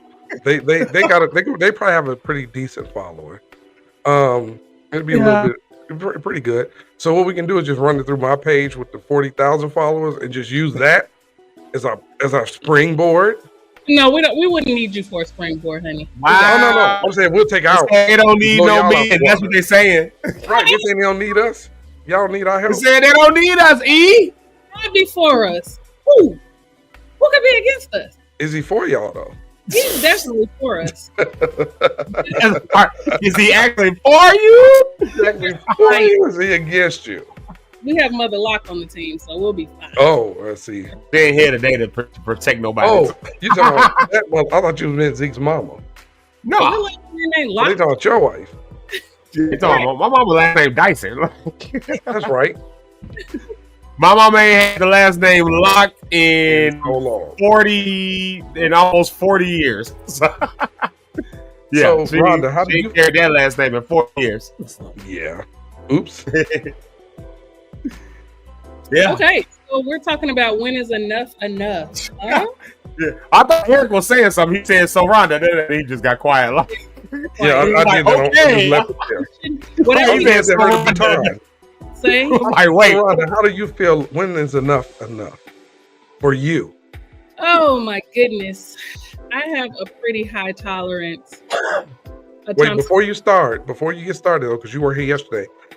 Who are you on that trip with? Because I couldn't see nothing in the background. You wasn't panning the camera enough for me to see little details. Zeke, I was trying to see who's she there with, and she didn't really turn the camera. It was right here, and my daughter jumped in the comments like, "Leave her alone." I'm like, "Well, where you at? Why are you talking? I ain't ask you nothing." So, can we get a little details about your outing? How was it? Can my business just be my business? Well, never, because we don't know how to keep private over here. No, I'm gonna tell you why. You're a public figure, so your business is never your business. Well, Anyway, I have family that lives in Virginia. Oh, that's where you are. Friends that live in Virginia. So, So you went to see family. Okay. All right. So anyway, enough about that. I mean, she didn't say she went to see family. She just said she got family that lived there. That's not a. I just gave her a way out. I went to go see them. I'm just saying they live there. Like, I got family that live in Kankakee. I mean, I went to Kankakee to see them. Right. We just want to know. We just want to know who you went to see. I'm just saying two random statements. Shout out to Donna. She says I do sound and look much better. That's Nurse Donna. She's on my worship team. She's my assistant on the worship team, and also she's one of the strongest altos in the world. And also she's a registered nurse. And also she's one of the people, Rhonda, she will agree with you when you say, Zeke, you supposed to be sitting down somewhere. I walked in the church and she was like, what are you doing here? Like, you need to sit down. You don't need to be. Yeah. And then I still get out. So I am feeling much better today, but I'm still, y'all hear me coughing up stuff. I got that smoker's laugh, like all that phlegm in there. Yeah. The Ari laugh. Enough being enough. That's an Ari.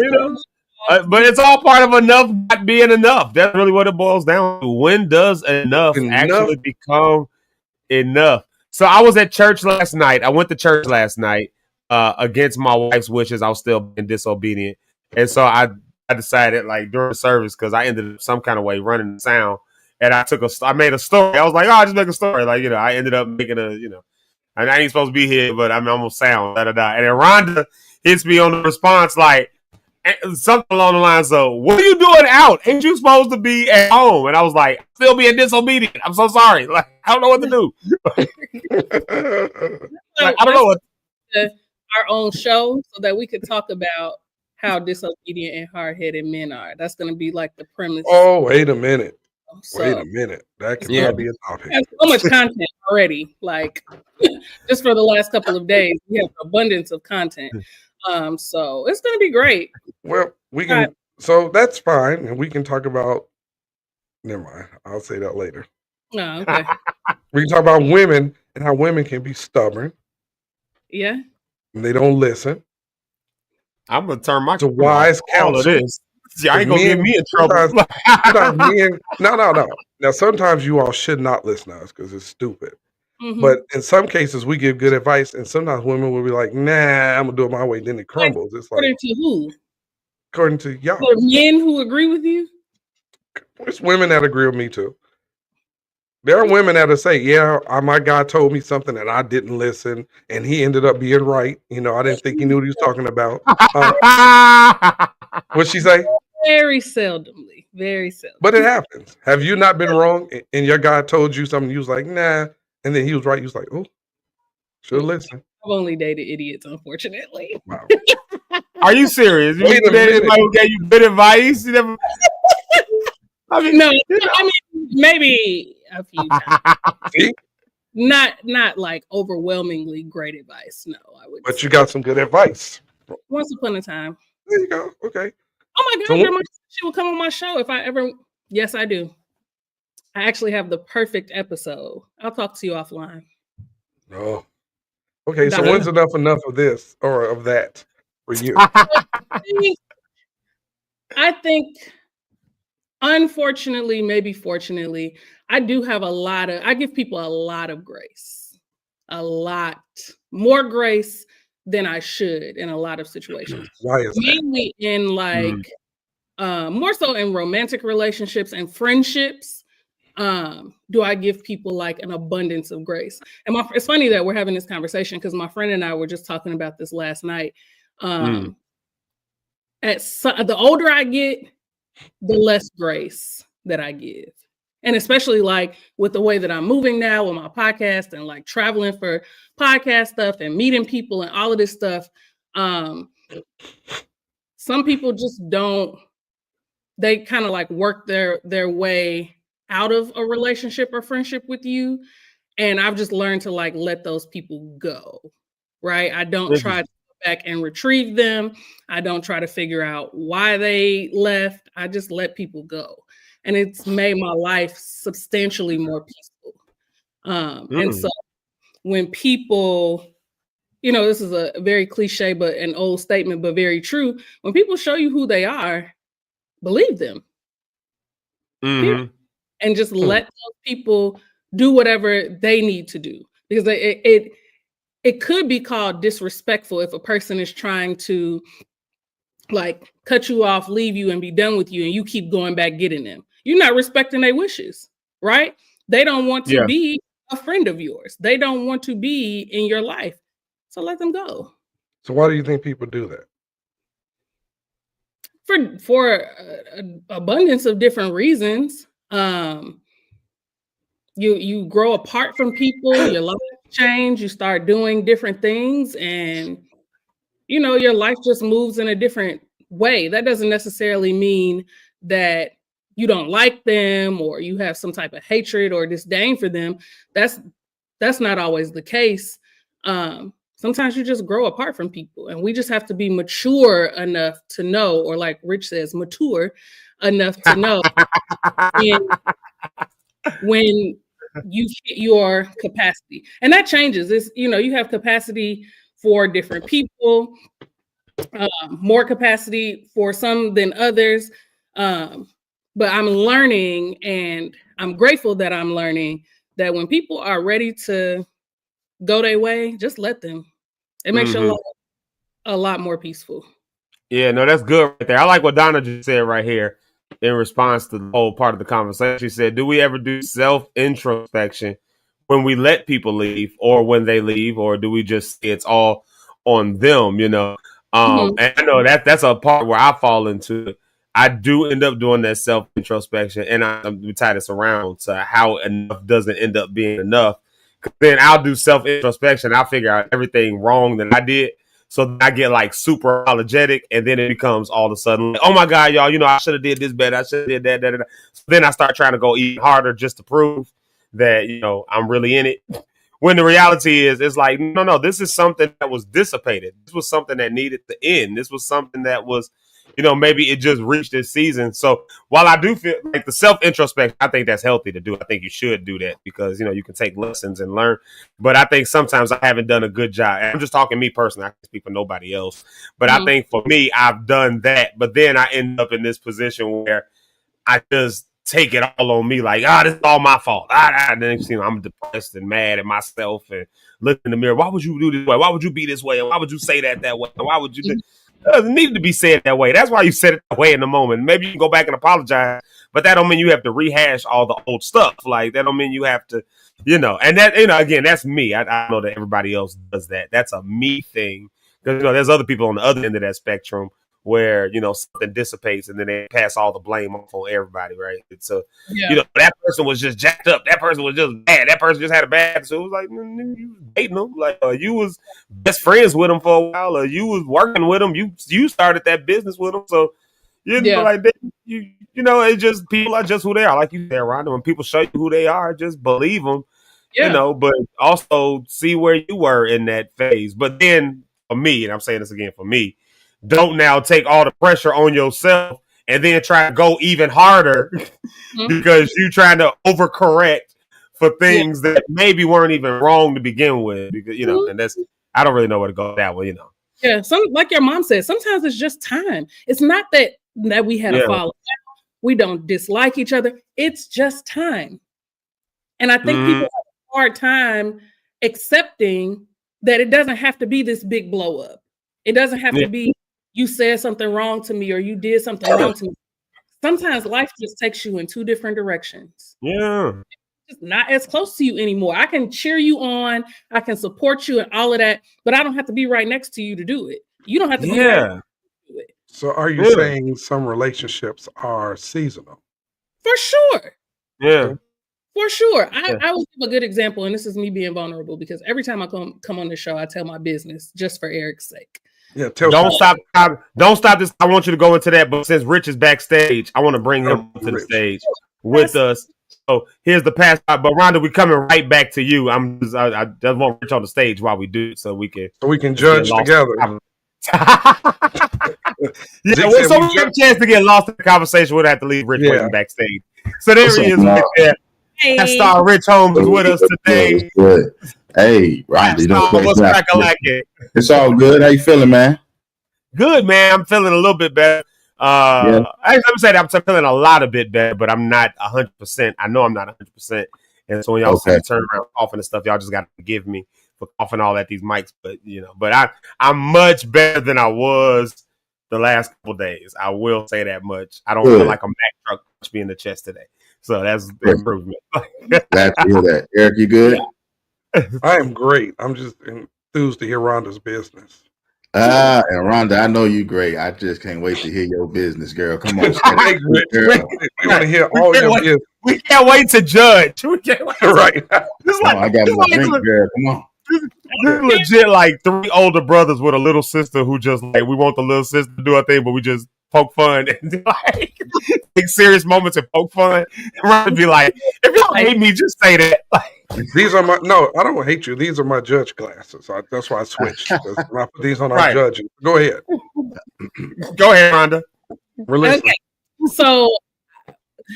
So in talking about like time and it just being seasons. Mm-hmm. Look at y'all.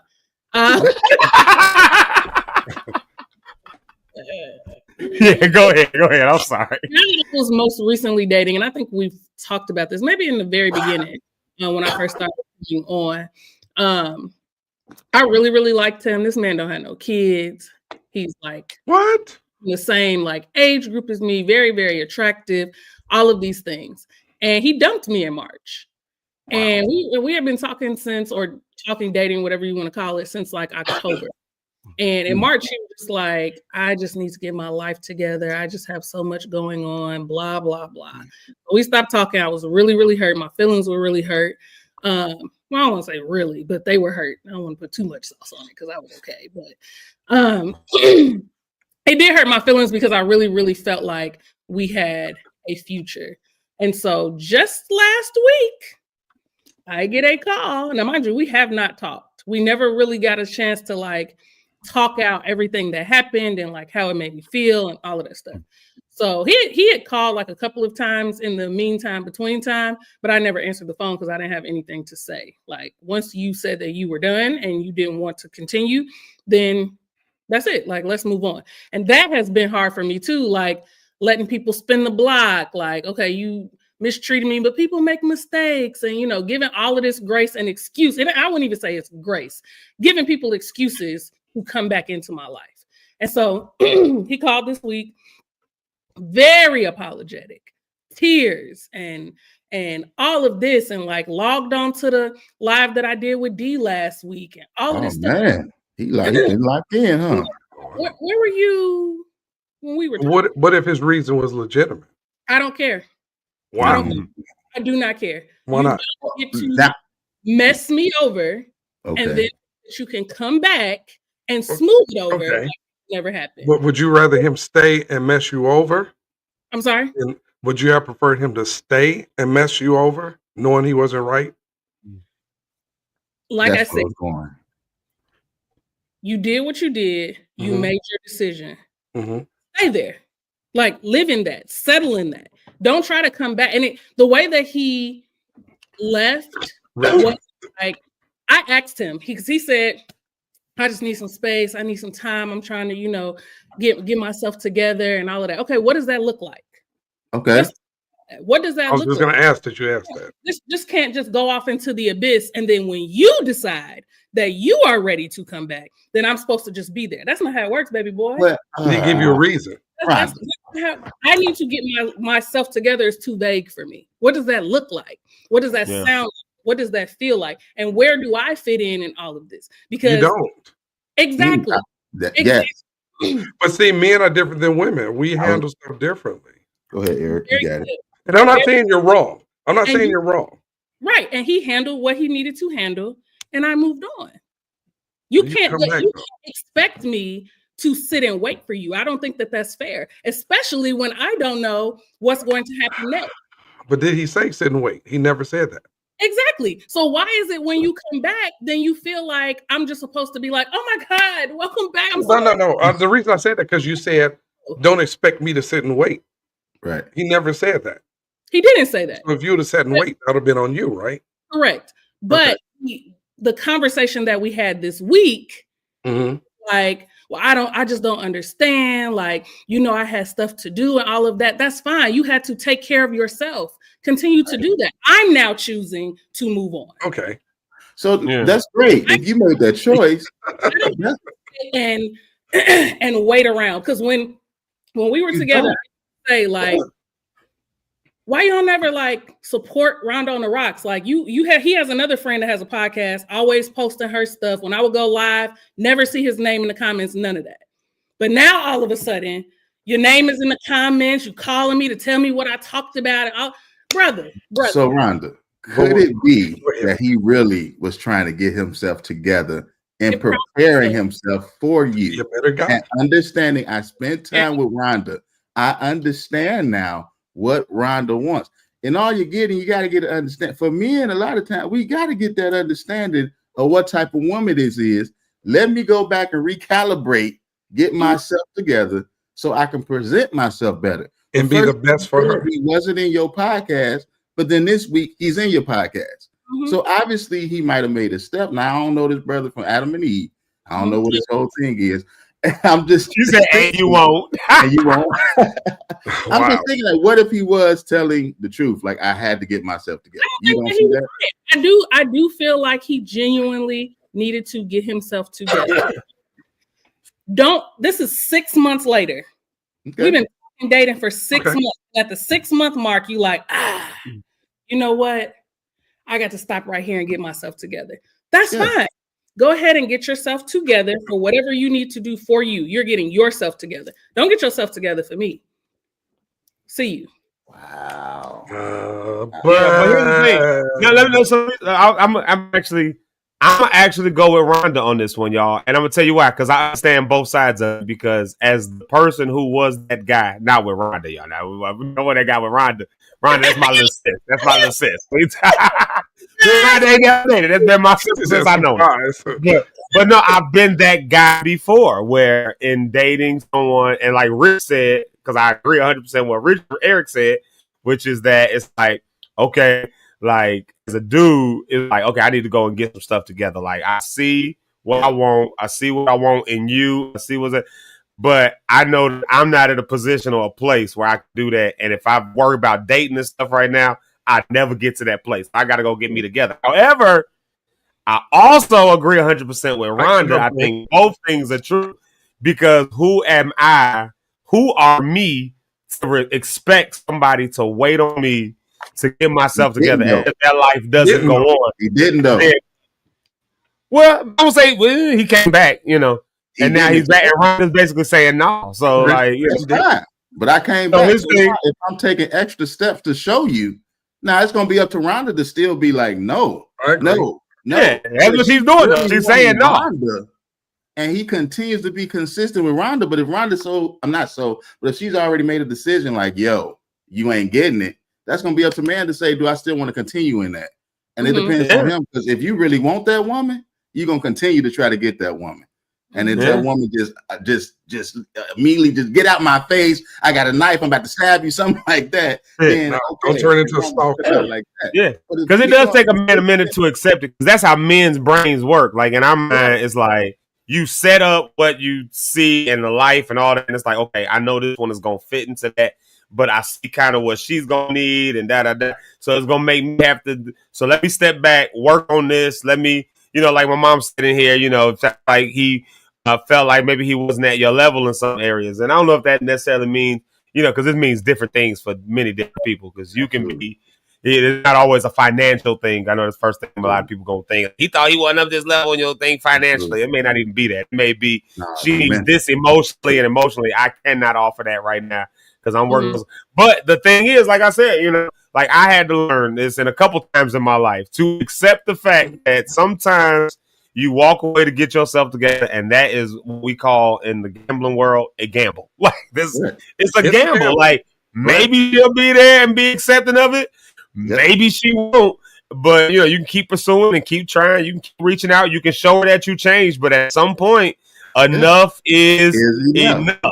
At some point, she's decided that that's just not a direction. I see that you made some improvements, but I'm just not I ain't going that direction right now. I'm on something else right now. And so, because while he was growing, she was growing too. That's the only other thing. Like, so maybe that growing that could have been happening together because it wasn't happening together. Now he coming back and he's on the page of where she was a year ago. But this is Rhonda on the Rocks a year ago. Now it's a different, Right. But the E point when he said, "Would you rather y'all grow together and he break your heart even more because he ain't got it together, or him separate himself to get himself together?" Remember, but let me ask. In all of this, everyone has choices. You chose to step away. I chose to move on. Okay. Let me ask you a question though. The chips will.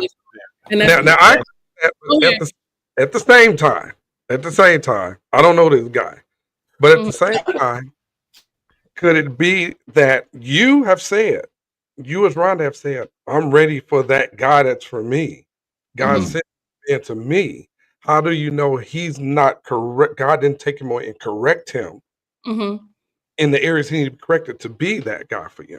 If you don't give him the opportunity to come back and have a conversation. Because also, let me add, because before he left, you felt things was good. You was attracted. Things was going great. And then it was just like, yo, I got to leave. Okay, I understand. So, yeah, just go ahead and answer that with E. And I agree with you, too. I do get your point. If he stepped away, sir, you take a chance on me not accepting you back. I get that. But I'm just asking that as a question. What if that step away made him what he needed to be? And the thing asking for this guy has came back.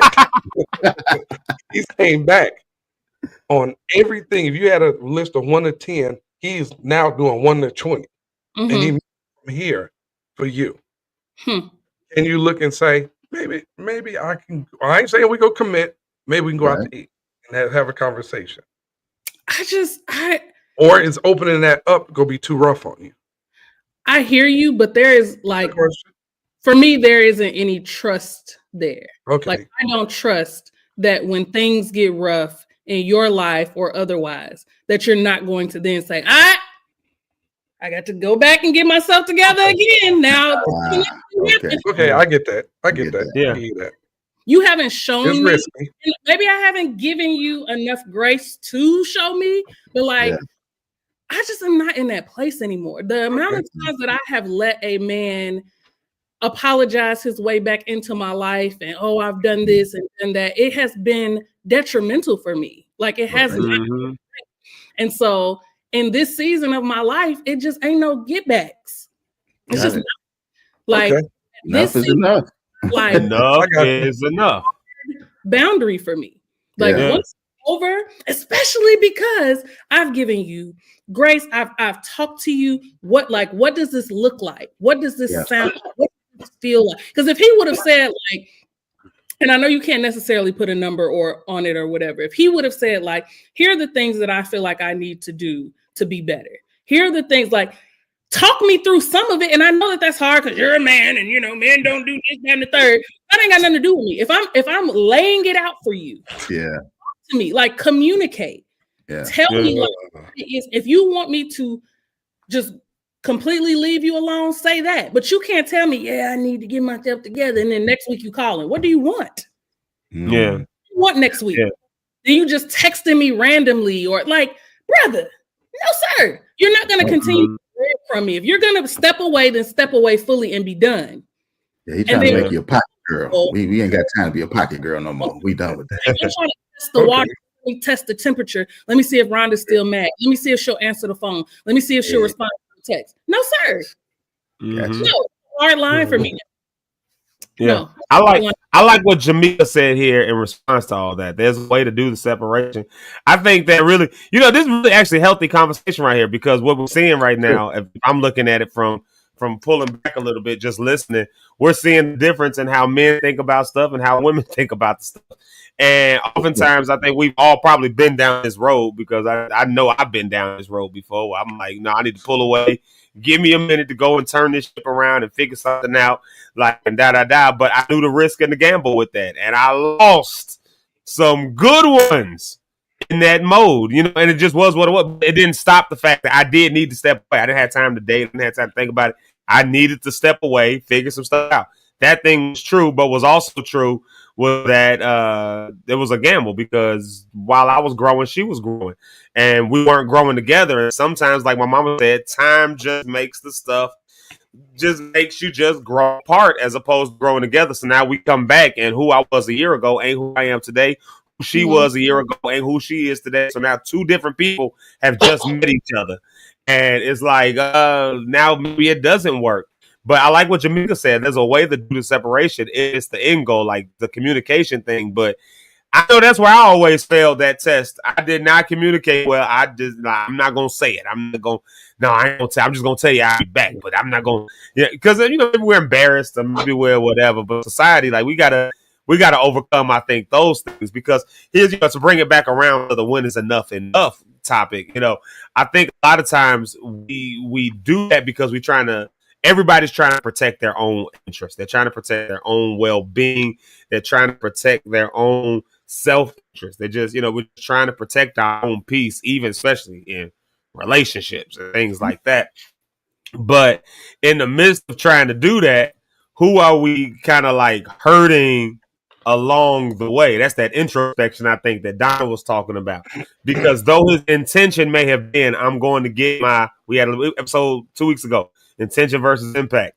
Mm-hmm. Though his intention may have been, I'm going to get this together because I want to be the right man for this woman because she's a good woman. The impact was collateral damage. And that collateral damage is compiled on top of a history that she has of men who do that. So how am I supposed to just trust you just because you just hit, just because I like you? Well, I like 4 other guys who did the same thing. Like, and it's but do you penalize him for the others? I don't know if that's necessarily penalizing him though. That's I mean, to an extent, it's like I get history, but I'm not a part of that history. So why am I going to be? Well, technically, he is though because he also walked away just like all the other. If it was 4 other guys, that he's the 5th one to do the same exact thing. They all walk away from the same reason. And they all came back. That's what she's saying. They all came back. They all walk away, then come back, and she's saying, "No, that's a boundary I now put on myself. If you walk away, please just understand you just walked away. Like that's just, and that's cool. We can be cool. Check in with me. That's fine." But I ain't coming back to the relationship because I've now set this up as but this is enough being enough. This is what it looks like when we say when is enough enough. Is when you put up a boundary. That would be me saying, like at a church, for instance. Well, every other church I go to always got me doing too much. And then you go to another church. Well, I ain't gonna make y'all get punished for the other churches I did. But then next thing I know, I'm right back doing more than I need to be doing. Because I fell in the same pattern of stuff. Don't punish this church, the last churches, because this church owns something. The other church was on something, but I still ended up in a position where the impact was, that's me in a friends group where it's like, well, don't punish your friends because this your other friends, I don't know, was wild and crazy. Well, shoot, things is getting wild and crazy over here. I see it. That's a boundary I put up, and I said I don't want to do that no more. Like, making hard. I think that's the whole thing. That's the whole point behind enough being enough. And then I'll shut up. I think the whole idea behind enough being enough is that you set up now this personal boundary to protect your peace.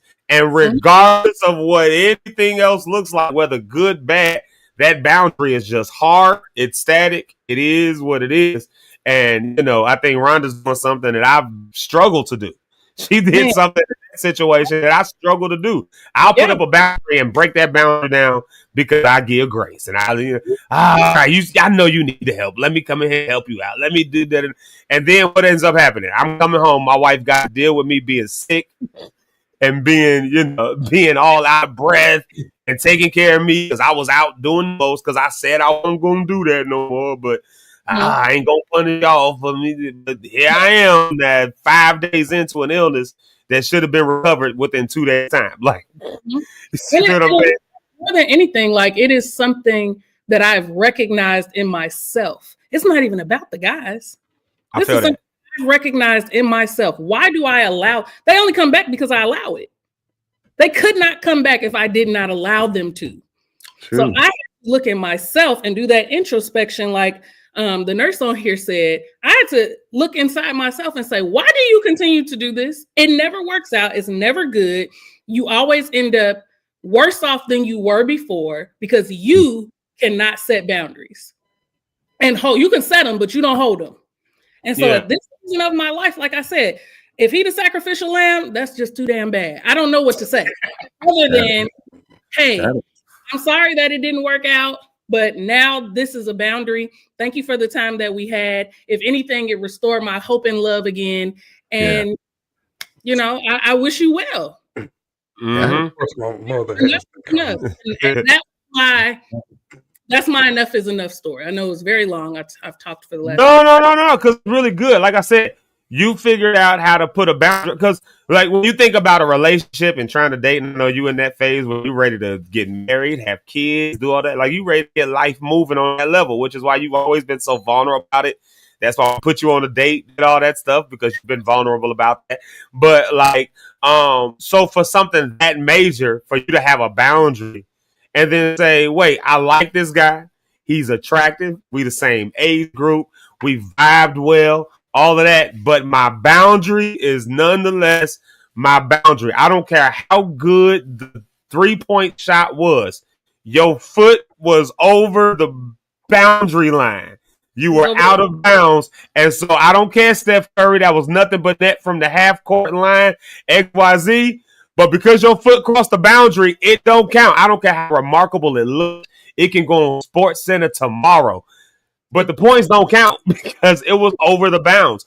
A boundary is a boundary. And again, like we for a lot of us, especially those of us, again, who grew up in the church world as PKs, I think we do this really poorly. We don't know how to set boundaries, especially if we're really trying to care for our parents and trying to really make sure things. We learned that in the church world, how to not set static boundaries, because always give people grace. My dad used to always say, give people the benefit of the doubt and let the Holy Spirit get the increase. And I live by that. I really do. But there are times where it needs to be give people the benefit of the doubt and make your boundaries, and then let the Holy Spirit give the increase, because the boundaries be just a moving based on who I'm dealing with. And I love what Rhonda said. It ain't got nothing to do with him. It just got everything to do with your foot was over the boundary line. That's the rules is the rules. And I set that up for my life going forward, because there's things that I'm growing into that I need to do. And if I don't put these boundaries, I know what I'm going to do. If this don't work out, I'm going to do this again for the next guy. And if that don't work out, so I got to just set it. Just it is what it is. And I hate the collateral damage now. I hate the collateral fallout that is happening, because this is a really good one. The boundaries is still boundaries. You know what I'm saying? Like that was God not testing me, so to speak, but like I've prayed extensively about the way that I date and the way that I go about dating and all of that. And I truly believe that this was a test for me. Like, are you going to let this nigga spin the block? Because you said time and time again that you were not going to do that. And when I tell you his profile, out of all of the men that I've ever dated, he has the best profile when it comes to like the things that he has, his character traits and all of that. But the 3-point shot don't count, baby.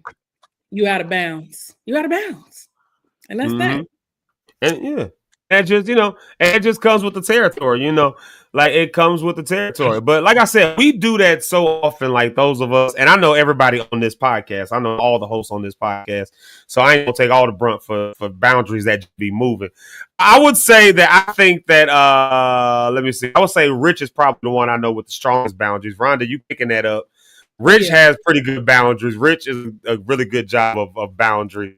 Me and Eric, though, like I think that we don't do a good job with boundaries. We give praise to people. Like I've seen, so Eric be talking about me needing to sit down, so I'm gonna talk about him for a minute. I've seen over the years.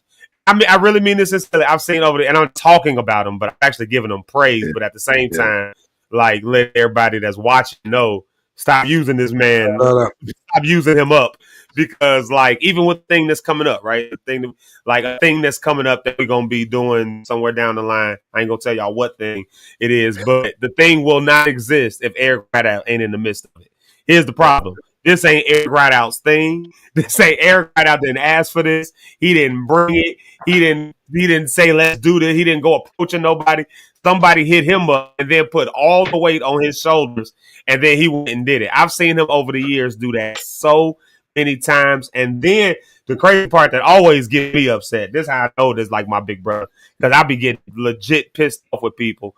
They will take advantage of him and won't give him as much as a thank you when it's all said and done. They just ask for more out of people are rude like that. Except now, I will say for this, then this you certain still artist- give them more and more and more. That's the This is the thing. This certain artist we talking about now. His team is paying. They always. Yeah, they're good. Don't get me wrong. They're good. I'm It's talking not about the other artists people he's talking involved in about. it. It's Yeah, I'm talking about the another other people.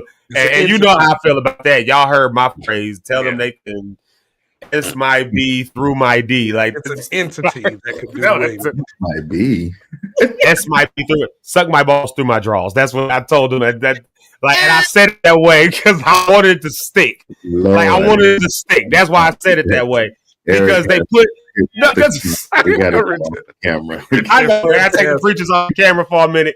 And like I would, that's a Jay-Z line, y'all. That was a Jay-Z line. I'm quoting Jay-Z on Diamonds I Forever remix. No, But this is why I say that. This is why and I said it that way because I wanted it to stick because I don't like that. Like, but when I see that happening, there comes that introspection, and I looked at myself and I said, how many times have I done the exact same thing? While I'm getting upset that people did that to Eric, and I'm getting upset at them talking about Eric, you need to make sure they do, like, let them take care of you, let them do that. Meanwhile, on the other hand, Eric telling me the exact same thing. So we just going back and forth, and yet we still giving people these movable boundaries, giving them this grace to do what they want to do. And then do you ever get a thank you for it? Do you ever get a no? You still be at square one with your stuff, and you look for them to show up when you want them. And some of these people don't even as much as answer a phone call when it's time. And it's just like, you know, so when a certain thing came up with an event, I got real vehement, and that was almost like a test for me, Rhonda, where I was like, no, where are the pieces for this, that, other? And if those pieces ain't in place, I'm gonna make the suggestion they go find something else. Like, it's gonna be a no for me. Like, nah, if this was a year ago, we'll make it work. If this was 2 months ago, this would have been me. We'll figure it out. We can do that. No, it ain't no thing. No, this time it was like, I got a lot on my plate. I'm getting overwhelmed. I'm starting to burn out again. And so my peace needs to be my peace. I need to find peace. And sometimes the Lord gives us peace, a peace that surpasses all understanding. And then we take it and just give it away. Like, well, that surpasses God's understanding. Why would you pray for peace and then give it away? So I gave you a peace that surpasses your understanding. You gave it away. Well, that surpasses my understanding because I gave it to you. Like, and that's where I found myself doing. So I got vehement with it. I was like, no, if it just don't work out and come to where it needs, if I don't get in the mix, I don't care. Like, I'm cool with that. I'm cool with that. I'm not willing to give up my peace, especially when I was sick while we was talking through it. I was sick. Like, so I'm like, no, like, who's to say I'll even be better by then? Because I sure refuse to sit down. Like, I'm still working through that. Don't get me twisted. I still am mad at you with that, Zeke. Here's a question. Yeah. I think I know the answer already, but I'm going to ask you this. How would you, in your role, so you know who I'm talking about? The person Sticks and I talked about yesterday after the podcast went off, after we went off. And we all sharing about what was said. And I'll put it in the comment. Yeah. Okay. I got you. Yes. Yeah. I had to go back to the conversation. I'm still foggy in the brain. I'm drugged up. I'm doped up right now. In case you forget, it's in the private chat. So just so you know who I'm talking about. I'm doped up still. How would you deal with if you say I'm not a backlash from that that person? How if they had an issue with that your decision? Say that question. I missed the first part. I was coughing. I missed the first. How would you deal with that? Like, say this is my stand on something. This boom, boom, boom, and say that certain person. Well, I'm saying it's this, that, and the other. Yeah. And you took your stand, but they're like, well, I'm what's the word when you I'm in charge of this. Yeah. This is what it is. I have authority over. Or if you decide to say, I ain't doing it. How do you deal with the backlash of that if that person feels some kind of way and come to you and say, hey, you even forgot, blah, blah, blah, blah, blah, blah, blah, blah, blah, blah. I feel that in theory, again, mind you, y'all, I'm learning, so I'm being vulnerable. I'm walking through this process. We're talking about when is enough. I'm not talking about it because I'm an expert at it. I'm talking about it from a standpoint of I'm learning to get better at it. If that situation came up, in theory, I believe that if you ain't putting out the resource necessary to make X, Y, and Z happen, then you can't get upset when X, Y, and Z don't happen. And you can't hold it on people for X, Y, and Z to happen because you ain't had to. Now, if somebody paying me for something and they say, no, I want to do that and I want to do that. Yeah, and by all means, you have the right and the authority because that money has now given you the authority. I've accepted money in exchange for the authority in the situation. But if it's all, we just all come together, it's a thing, then a whole bunch just gets thrown off on me. And then you want to be like, well, no, I need you to do this. I need you to do that. Well, you don't need me to. You just want me to. Like, and my schedule says, no, this wasn't on the calendar. Like, it went on the calendar a month ago. And, in particular with that, we've had to deal with some of those situations actually, like, where where it was, what we doing here? Why are we doing this? Like, there's nobody plan this or schedule this. Why are we, and when you get sick, like I said, when I get sick, I start getting real direct with people. I start getting a little more rude, a little more, because I don't have patience. I can barely breathe. So I don't have a whole lot of breath to be over explaining stuff and trying to figure stuff. My mind is cloudy because if I'm standing there talking to you, it's because I'm doped up. So I ain't got the mind to be trying to think through all of this. And so my mind goes to, no, that's just a no. It's just going to have to be a no. Why are we here? And I start getting the rudeness. I'm trying to now manage that. So I don't end up that way. But at the same token, at the same time, I still end up with these movable boundaries. I still. I've learned over the years. I tried to work on that no as being like a sacred no and being something that's the no is for me. You know what I mean? It's love for me. That's why I'm saying no. It's love for my time. It's love for whatever else I got going on. You know what I mean? And as I kind of changed and shifted my mind or mentality of what that no is. When I would say no, I'm thinking of the other person. I'm gonna hurt their feelings. I'm gonna hurt what they got on. I ain't gonna be able to help them. But I shifted and said, no, this no is about loving myself and love for me. So question for you. In that situation, or has anybody experienced when say you say that, right? And I'm for it. You say no. And the situation turns out you say no, and at the end it really blew up into something. You're like, man, now I should have. I did the work for that. No, it is what it is. Yeah. It is what it is. It's like, who's to say it didn't blow up because I wasn't a part of it? Like, maybe me being a part of it was actually the best thing that could happen to it. Because meanwhile, there was a comment that was put in here. I'm trying to find it actually. Mama was the one that put it. Mama Sherry. She said, it was a really good comment, but it was something along the lines of, like, when I'm doing too much, when I'm taking on too much, I'm not my best self professionally. I'm not my best self personally. So what ends up happening a lot of times, we'll take on all this stuff. And then we'll be in the midst. And it's trudging along, it's doing what it needs to do. But because we're not ourselves, we're not doing our best. We're not doing our best work because I shouldn't be here anyways. So I'm not really doing my best work. And so now, as a result of that, this thing doesn't even have the opportunity to grow the way it should. But when I say no, that forces somebody's hands to now do what it takes to make it actually work. Like, they can't rely on me. They can't rely on y'all to make something happen, because now you got to do. I heard Steve Harvey say this one time on Family Feud. He said, like, or maybe it was his show or his morning show, but he said, I don't answer the call when I see a Cleveland area code. He said, I already know it's somebody in my family calling to ask for some money. And he said, my response to them started being, he said, my response started being, what would you do if you couldn't call me? He was like, well, I guess I had to da-da-da. He said, well, do that. Like, start there. Do what you would do if you couldn't call me. Because that's what you would have to do anyways. Because here's the bigger problem. Here's the bigger problem at hand. When they figure it out, you know what it's going to ultimately end up doing?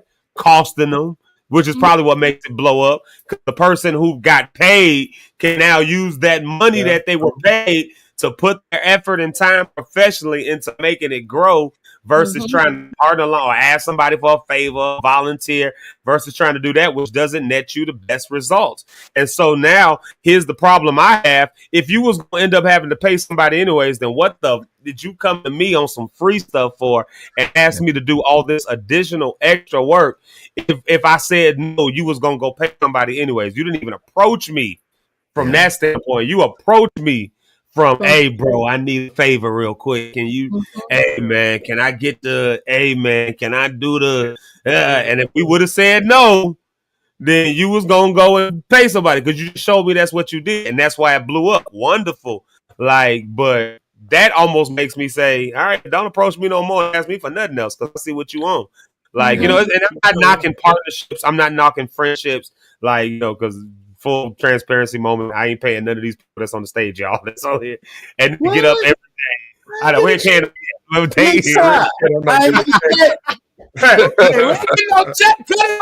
it off.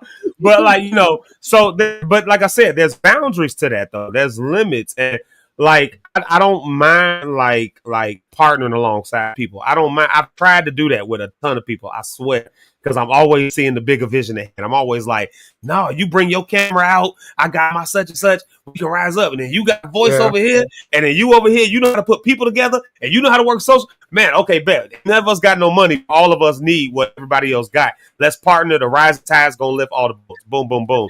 I'm with that. I'm all with that. But sometimes right in there, some people can't see the bigger picture. They don't see the bigger vision. And then it just becomes about, you know, it just becomes about them. And then they start pulling more on you than you should have pulled on you. And every time I feel like I'm becoming that person, I rather just step back and pull away. And then I just don't even ask no more. I just don't even until I can find the money or the resource or something that makes the partnership look better, you know. And that's just my way of it. I don't know about y'all, but So Eric, Rich, y'all haven't said when enough is enough or how you know when enough is enough for you. Man. Me and Rhonda out here vulnerable, telling our business, like bearing our soul, and they be like, "Yeah, let me actually know." Eric talking about, can you hear me? Nigga, you know we hear you. No. I had knocked my whole microphone off. I knocked everything on the ground. That's what I've been told. Like, oh crap. So we got you. You in there? Okay. So to answer that question, when is enough for me? When I feel. You said when I feel like it. Like it. If I feel like I can be in the middle of doing something, like I'm done. Yeah. And then I'm done. Or some days I say, oh, I can do that. I can handle that. You want me to do that? Psst, bring it on. So I have my days when I'm like, hey, I can do it all.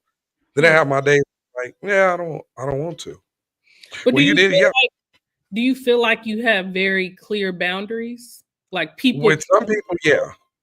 Do other people know when your enough is enough? Like, have you established a clear enough boundary where people know, like, you know what, I'm not even going to come to Eric because I know.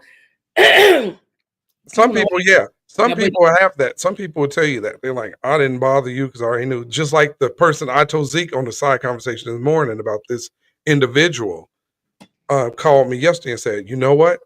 I didn't think to come to you because I know you got a lot going on, but I regret I didn't. But I know you had a lot happening and we didn't come to you, which would have alleviated 90% of these issues. So some people, yeah. But that's just me. I don't care what I'm doing. Even when I'm at my 9-to-5 job, I'm doing job applications and I'm reading people's stuff. And I'm like, yeah, I'm over this for the day. Laptop, and I'm done. I can move my boundaries everywhere and not feel bad. That's the difference. And I'm not a jerk, but that's the difference in me and some people. It's like boundary pushing for some can be because I don't want to upset somebody. My thing is, no, I don't care about upsetting you. I just don't want to do it or I want to do it. I have that right. Like I always tell people, you have the right not to answer your phone. You have the right if somebody calls, well, let me explain to you what happened. No. Well, I'm just trying to tell you what happened. I have the right not to care. I don't want to hear it. You know, we have rights that we let people dictate to us and we don't have to. I am big on that. Like, well, this is how he felt about you. So I don't care. I don't want to do it. I'll give you that. Yeah, I will give you that. I don't care. You know, and it's not that I'm a jerk. It's just that I don't believe in letting another person's life and their thoughts rule my happiness and how I live. I've just never been that person. I don't care. The whole room can say, we hate you. So I sit in a room with 200 people and not care and eat and laugh and watch TV and have a great old time because I genuinely don't care. They think my sister's mad at me all the time. They say, you just don't care about nothing. You stupid. So, but when you got a person like that, it's hard to get under their skin. Certain things get under my skin. Me overall, that's how my boundaries. I set them up according to what I'm doing. So, hey, can you do this? Yeah, I can do this part of it. I can't do that part. Can you do this? I can do this. I can't do that. Can you do this? I can't do none of it. But you did it last week. I don't care. This week, no. I'm mad at you. All right, well, you have a great day. End works on both sides. Yeah, that's fair. That's fair. All right, Rich, it's on you. Pastor. So, man, I think my wife helps me out to let me know when enough is enough. She's very good at that. You know what I mean? That's like, good, though. That's good. Like, for real, she'd be like, I think you're doing just a little bit too much. You may want to take a break to see what's going on. But I feel like I can take on the world when I know I'm in the will of God. So that's one thing I'm always spending my time in is with him, his word, learning, gaining knowledge into what's going on in the world, in the industry, and places that I want to be effective in. And then as I connect and or I hear from him or I feel like I'm led to a certain place, then I know this is something I'm supposed to do. When I feel overwhelmed, overworked, this ain't what I'm supposed to be a part of. That's how I live, kind of how I see it. Maybe this is not what I'm supposed to do. Maybe this is not the assignment God wants me to be. Maybe this is just something I want to do. And if it's something I want to do, then I know it's going to come with me being tired. I know it's going to come with me being stressed. I know it'll come with all of those things. And so since I understand that now, I position myself to know how to handle it better, to manage it. But when I'm doing something and I believe I'm led by God, I don't believe in the stress and all of that worry and those things that come with it. I believe it should work and be stressless victory. And that's just where I'm at right now as I'm developing. One thing also I'm learning is like my care level is just not high. Like it's very, very low now. It used to be extremely high. And I'm trying to get more like Eric. And this is concerned. Well, I don't know if it's concerning, but when your family member comes and tell you, yo, your care level is really low. I ain't never seen you like this. Okay, is it time to adjust? Or am I stay there? Maturing? Like, yeah, keep it going. Stay there. And so that's why I'm not going into this role of being a pastor because I still care about the flock, I care about people, but it's my level. I don't know what to call that. So I don't know if we got any doctors out there that can help me out. But as far as with just talking with God, he leads me and I feel that stuff. And I don't want to get deep and spiritual, but just in reality, in real life, I've learned that if I'm putting myself so much into it, I'm going to wear myself out.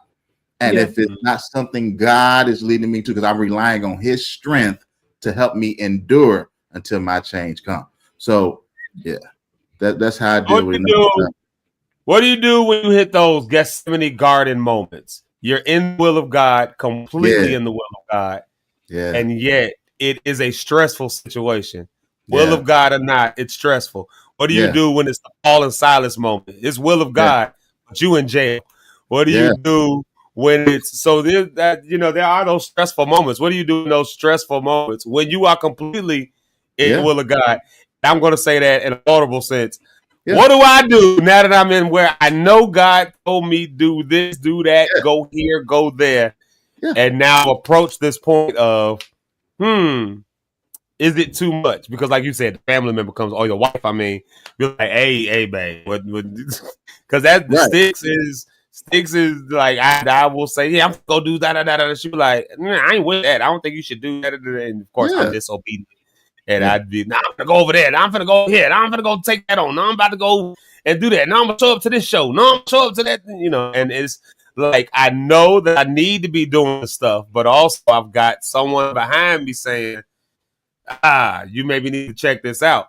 How do you know not that this ain't a Job situation? Why don't you just curse God and die? This can't be God. You get to go through all this kind of stuff like that. But yet the will of God was, have you tested my servant Job? And the wife was the one saying, you need to just let this one go. You just you need to get this can't be God in this one. You just curse him and just die. Just let life take its course. And like, how do you now separate all of these things and now decide when enough is enough? Yeah, again, it goes to your relationship with God. It goes to how do you hear from him? And I'm looking for the peace that surpasses all the understanding of everything else and everybody else.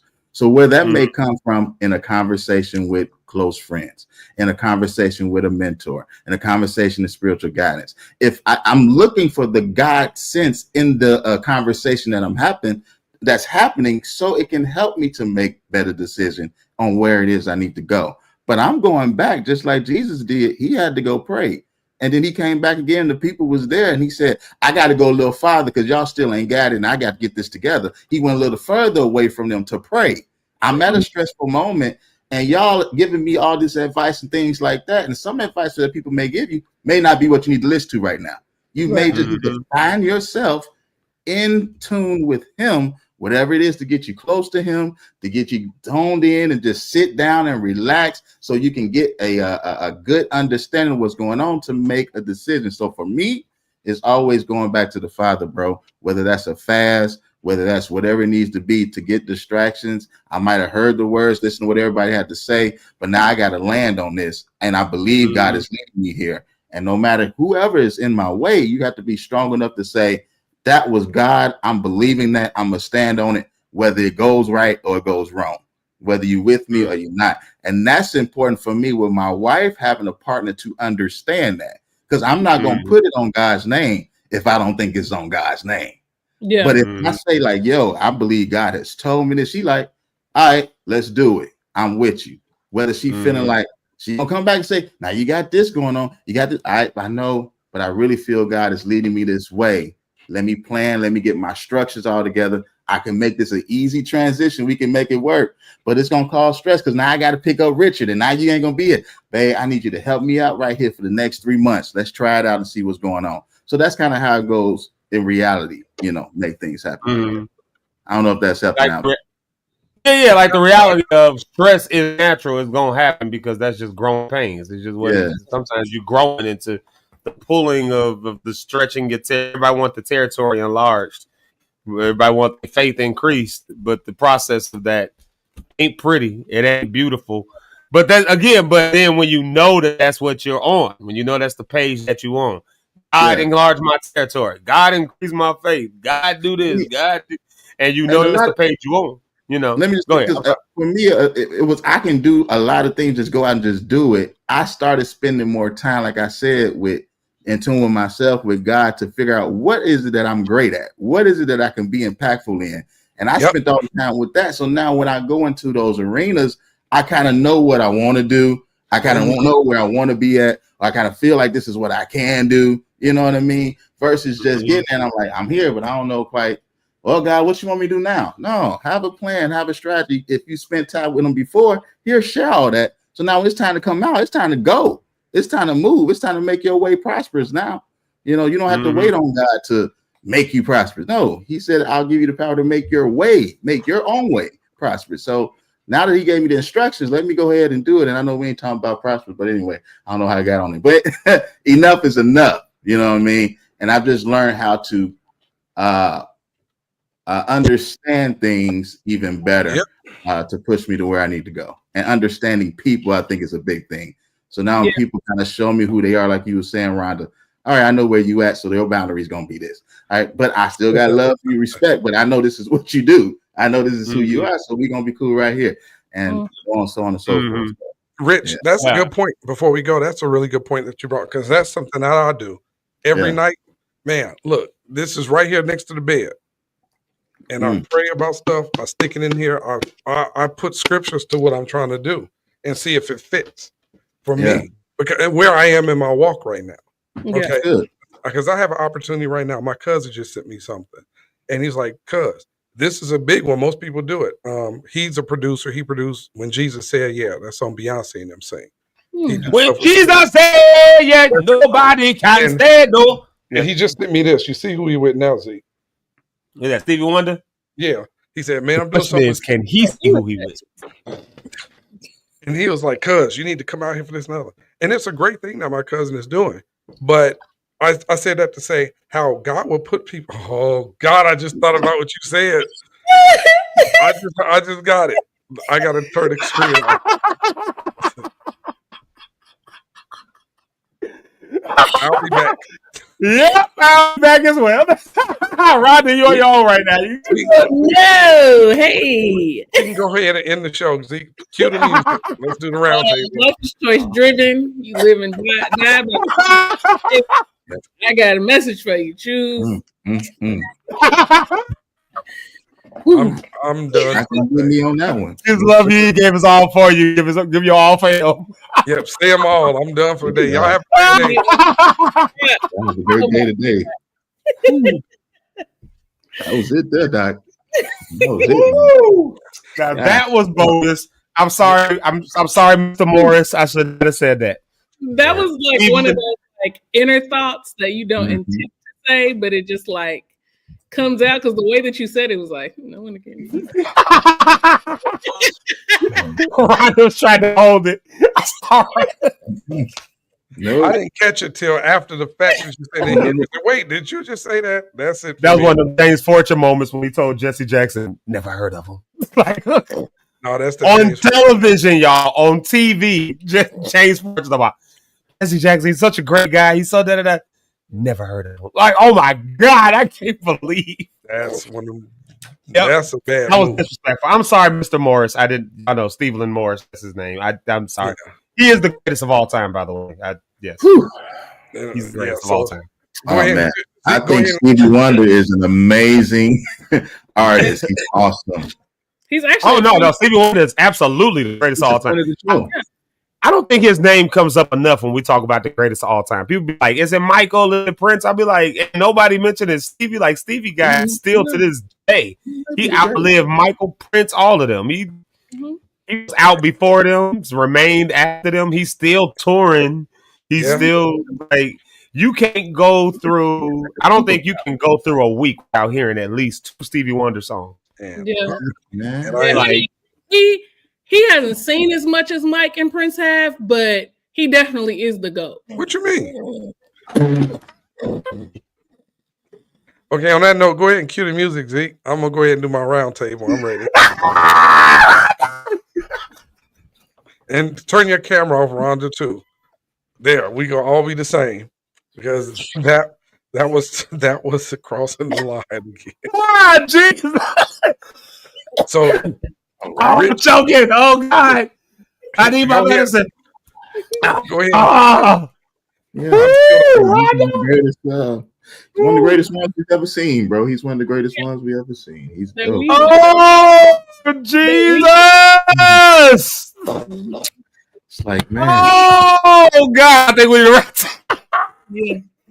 That's one of the greatest that we've ever seen in our time. In our time. We're coming back. Oh God! Coming back. Oh God! In the show, we can't come back. We're ruined for the.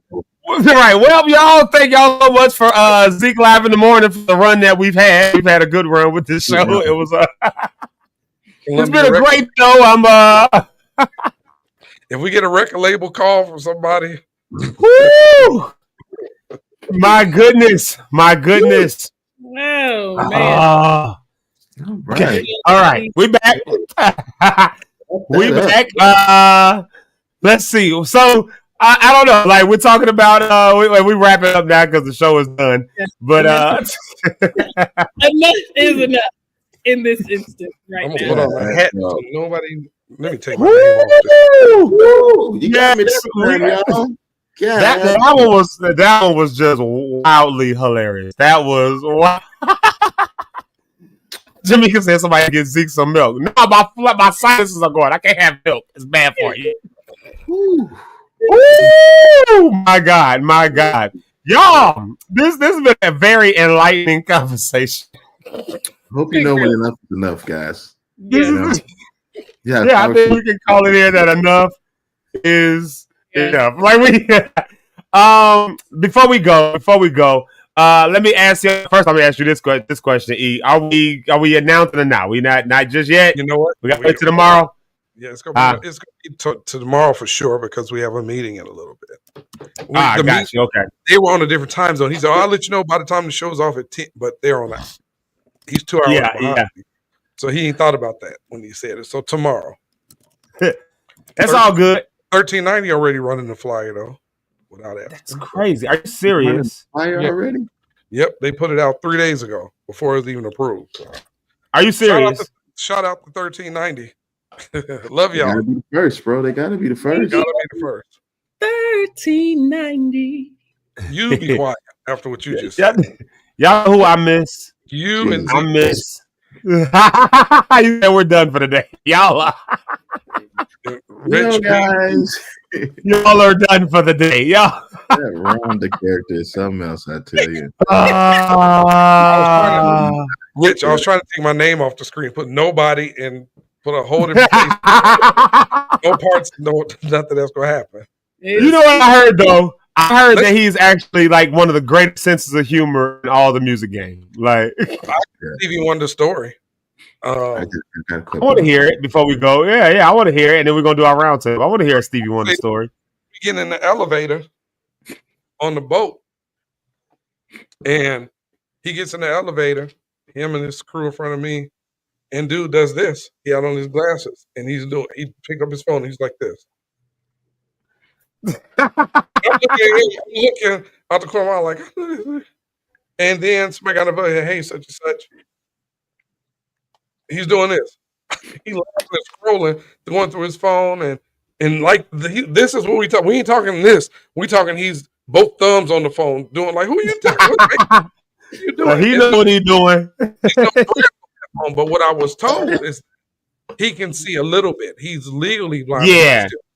Yeah, that's what I understand. He can actually like see. Just like when the microphones fall on stage, he reach out and grab the stand. Yeah, that go ding, but he picks them up. He's not like Ray Charles. Stevie Wonder can still see somewhat, and that's But Rhonda, yeah, I saw like a clip that kind of explained what his eyesight is like. Like, I guess they got like different glasses and stuff that you can use that show what shows like what it's like to be blind, basically. Like it's like the different types of blindness, if you will. And Stevie had one of those, and so there you have it. So, all right, y'all, let's run this round. So I was looking for a clip and I can't find it, and it's probably for the best. Let's just leave it on. This is not on my computer. Probably for the best. The Lord's telling me no. So. The Lord. Let's go with our round table. Let's see. Rhonda, you the lady. We'll go to the ladies first because we're polite at Zeke Live in the morning. Our mothers gave us, since all the mothers are watching, they gave us some manners, so we'll let Rhonda go first. Thanks, everyone. So today we're talking about enough being enough. Set those boundaries, hold those boundaries, because it really is an act of self-love, like our pastor told us on this morning. I'm just happy to be here. I'm gonna, continue moving forward and holding those boundaries. And it is hard. It is not easy, but I know it'll be greater later. So y'all have a great rest of your day. And I'll be back on Friday. And then let's see the great, oh my Lord. Let's get whoever this random guy is on the stage. Look like he been, who is this guy, first off? And that's my name under the bottom. And apparently we learned on this show we don't know boundaries. So on that note, you all have a great day from this unknown guy. And tune in tomorrow with Eric Rideout. He will be back tomorrow. I'll set in for him today. Bless you, Stevie Wonder. We love you. The record label and all those that I know that are associated with him. We love you all. God bless you. And you guys have a great day. I am totally done, and I'm giving it over to Pastor Rich.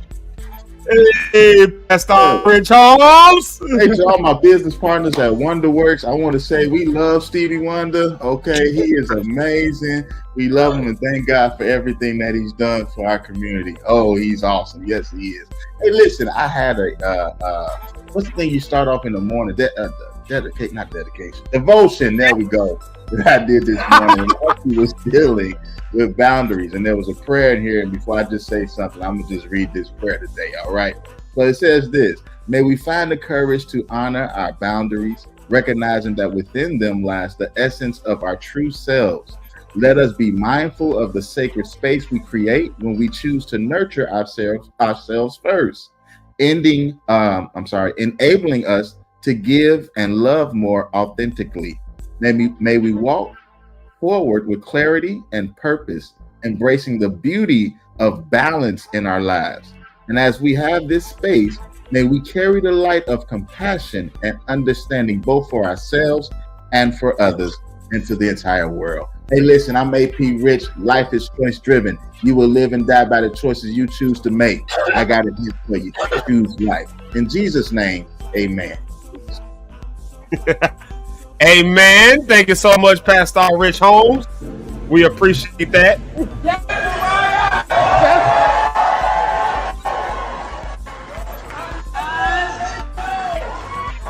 I can't even remark about what just happened. Does anybody realize this?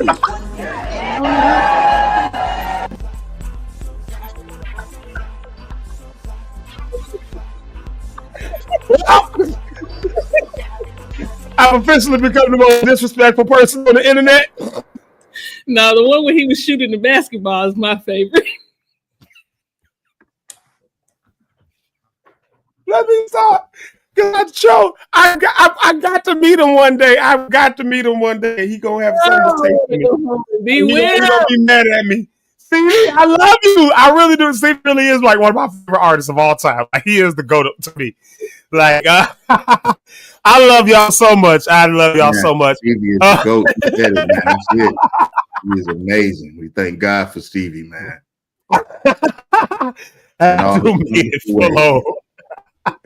You know, I'm just joking. You're going to have a bunch of jokes with me. So there you have it. Let's see. Mama had to leave, but Rhonda, your mama said great show. So there it is. And Rich, that prayer was good.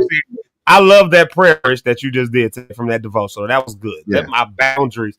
That's amazing that was your devotional for today. That's actually amazing. That's really dope. Yeah. The Lord be working like that. That prayer must have come from heaven, because Miss Ursula said amen. So we only know that she say amen. Only the prayers that go to to heaven. Well, listen, y'all. I love y'all. I thank y'all so much for locking in with us as every day. I appreciate each one of y'all. If you haven't done it already, please subscribe. Please go ahead and go ahead and hit that button, that subscription button. Turn on your notifications. Do all that good stuff, because we definitely want you to know when we got stuff going on, and we got some stuff going on. I think that we couldn't make that announcement today, but go to 1390's page. If they still got it up, then you'll be able to see it. If not, we'll announce it tomorrow, but it will be coming out. They need to hurry up, because this is coming up quick. Like this is what I'm talking about, Eric. They be using you, and then if don't nobody show up because they waited till that, it's gonna be all your fault. And I see that tell them what I said. SMBTMD. Don't say it. That's all. When I say that, y'all know what it means. All right, y'all. See y'all tomorrow. Peace. Yeah. Merv Hammond is in there. Tell Merv Hammond I said what's up, everybody. All right, y'all. We'll see y'all later. I didn't say them earlier, so peace out.